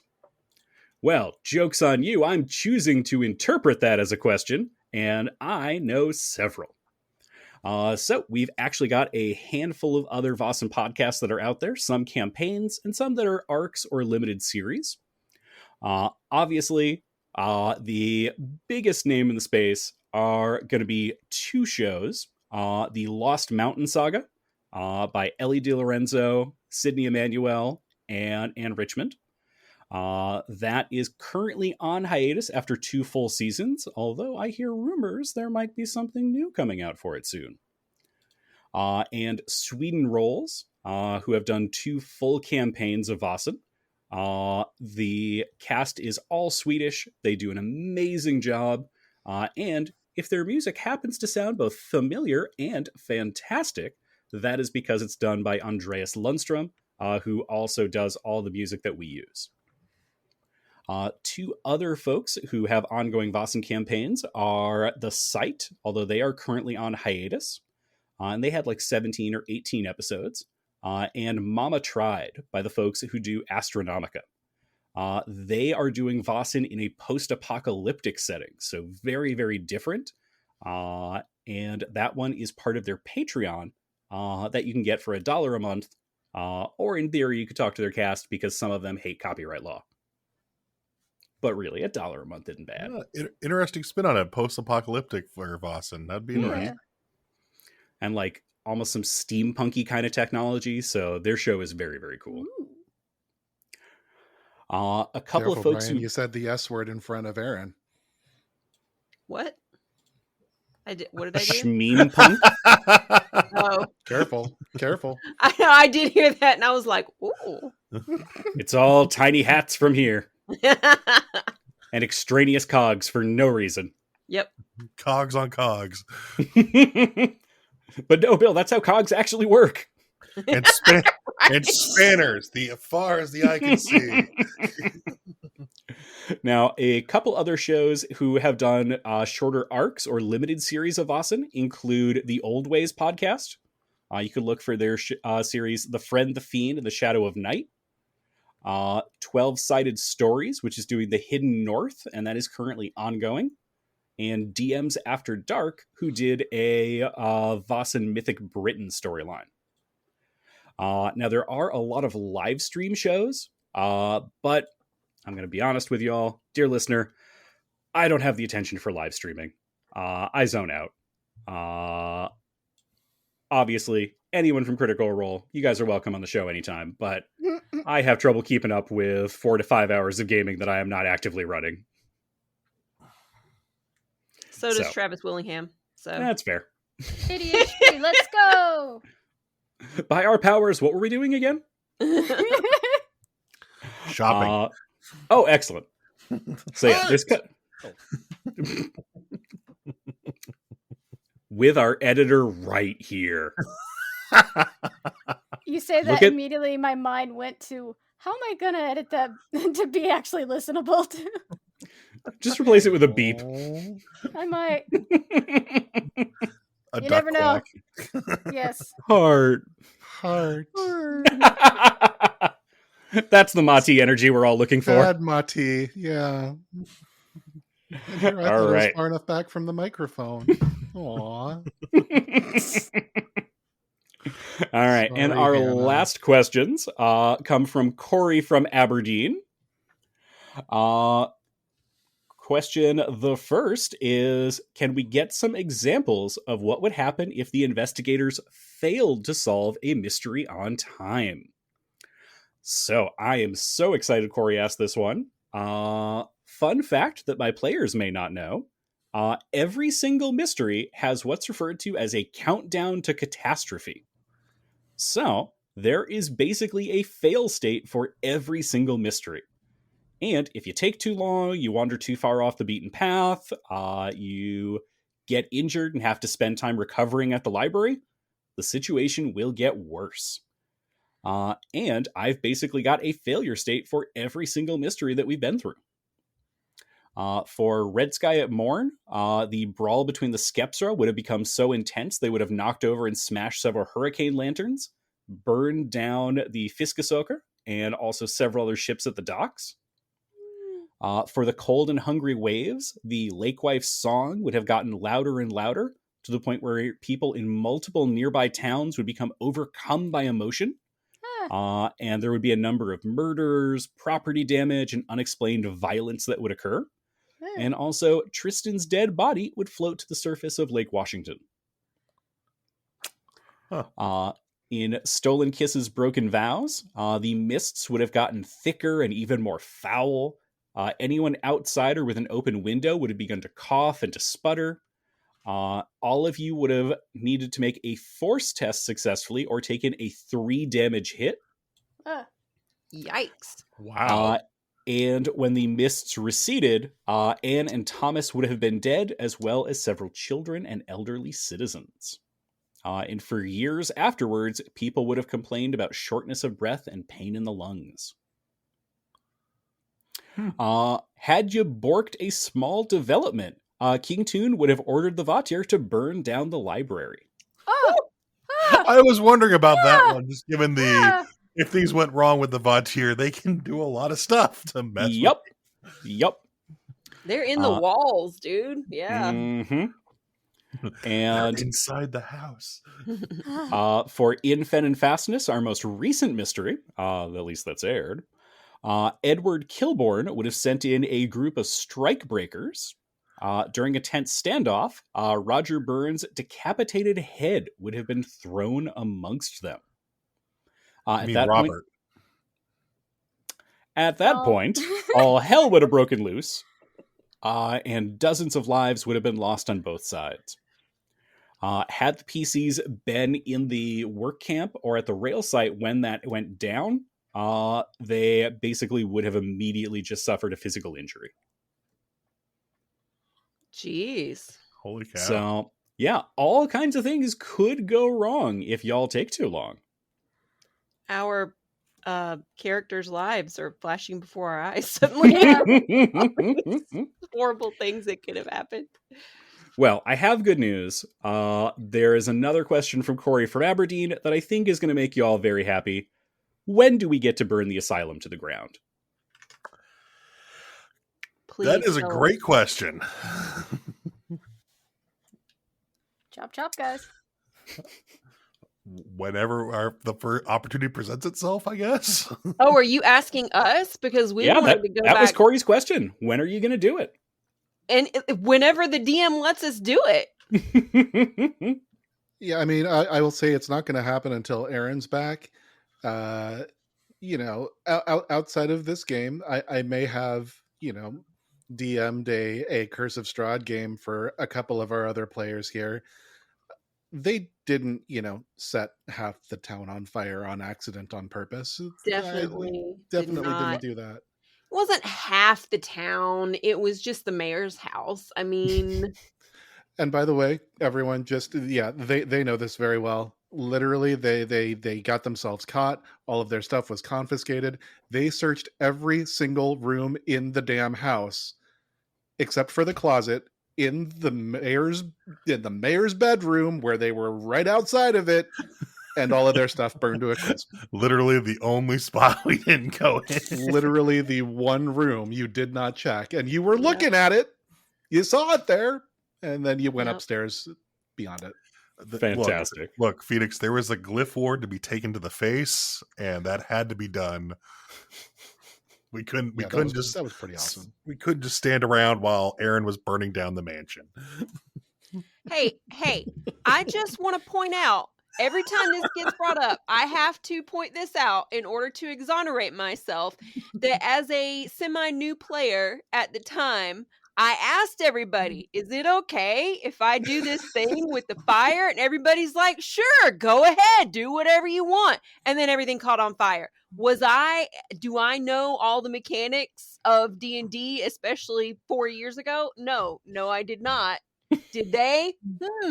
Perhaps. Hey, so Brian, ask yourself, whose fault is it really that the Burgomaster's mansion burned down?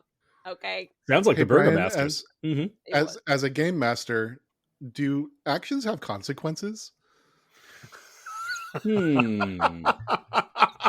your players know every time? I wasn't asking you if I should burn it down. Of course the DM wants me to burn everything just for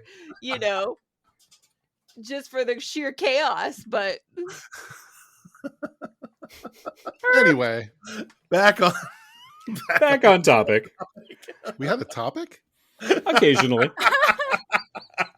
All right. Another question from Corey. Can we get more guests on episodes? Yes. We are going to have a very special guest joining us for our next mystery. And then, just to share a little bit, Erin is going to take a mystery break, and we're going to have another guest for the duration of that. But she promises us she will eventually come back and throw more books at people. Mm-hmm. Shotguns.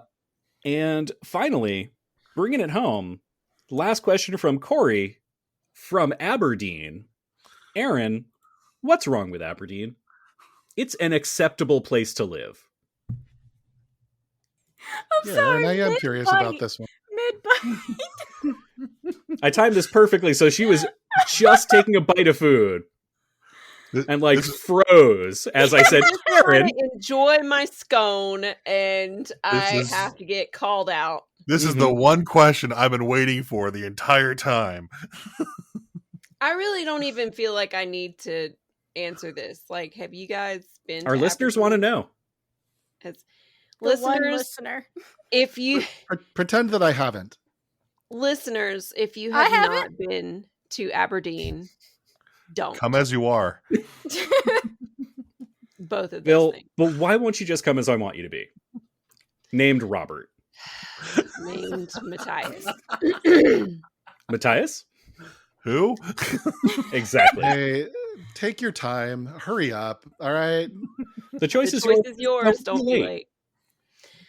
Okay. Now that Now that we've sent you to Listen. Nirvana. Kurt Cobain was depressed for a reason. Wow, you're laying that all at Aberdeen's feet, huh? Wow. I didn't say you just inferred that because you've been there, and so you inferred that. Said he was depressed for a I just said he was depressed for a reason. While I didn't say answering a it's all question about Aberdeen's fault. Aberdeen. I'm just saying, no, I'm sure there are good things about that town. I just haven't ever seen them. In the, I'm sure there's Just like have- one dig deep, good real deep. like This restaurant. is right up there with those apologies of, I'm sorry if my words offended you. right. I'm sorry you took it that way. Yeah, right. Yep. No, legitimately, I'm sure there's good things about Aberdeen. Classic Sophie. Like Corey lives there. Corey from lives Aberdeen. there, or Corey's from there, so they did something right because he's cool. There's probably So like one good backwoods restaurant. there's probably a good restaurant. Just one. There's a river that's full of industrial logging stuff. I was waiting for you. There's a river that runs through it. Yep. Was waiting for that as well. There's like businesses and stuff. You can breathe the air. All right, we can wrap up the Aaron Aberdeen apology tour now. Where are the questions? We're expecting two that's- people to listen to. I just want to make that's the sure place that where there's- everyone is aware of the phrase commitment to the bit, okay? When Just does making the bit sure. become truth? When does the bit Well- become your truth? The bit is truth. But But Aaron's trying to play it off as a bit. Mhm. All right, dear listener, we are going to wrap up here. We are so excited to share the next half of the podcast with you. We have some very exciting mysteries coming up. We are going to be taking a look at some different places and things in Seattle history. We're going to be finding out about the legend of the dead horse in the Ballard Reservoir. And Just don't beat we're it. going to be... Yeah, don't beat that horse. We are going to be traveling outside of Seattle and Ballard, following up on some mysterious encounters, as well as quite a bit more. So definitely stay tuned. We are so excited, and we can't wait to share what we're doing next. Thank you all. Yeah. Is the leaving? Are we leaving Seattle to go to Aberdeen? Is that why Aaron's taking a hiatus? I didn't want to be the one to say it, but yes. Brian told me, he gave me the heads up, and I was like, no, I'm going to nope out on that one, buddy. No thanks. We talked about this in session 0. I I'm don't not want to allowed be there there anymore. for where it all went wrong. I'm sorry. You nor Sophie will step foot in Aberdeen. Nope. All right. Thank you so much to all of my wonderful, wonderful players for making this show as good as it is and being so much fun to work on. Hannah, thank you for making all of us sound so good every single time. Thank you for all of our listeners who shared questions. And thank you so much to the cast and crew of Astronomica for letting us completely steal this format. If you haven't yet, go listen to them. They are great. And thank you all so much. Thanks, Bye, Brian. everybody. Thanks, everyone. Heart. And heart.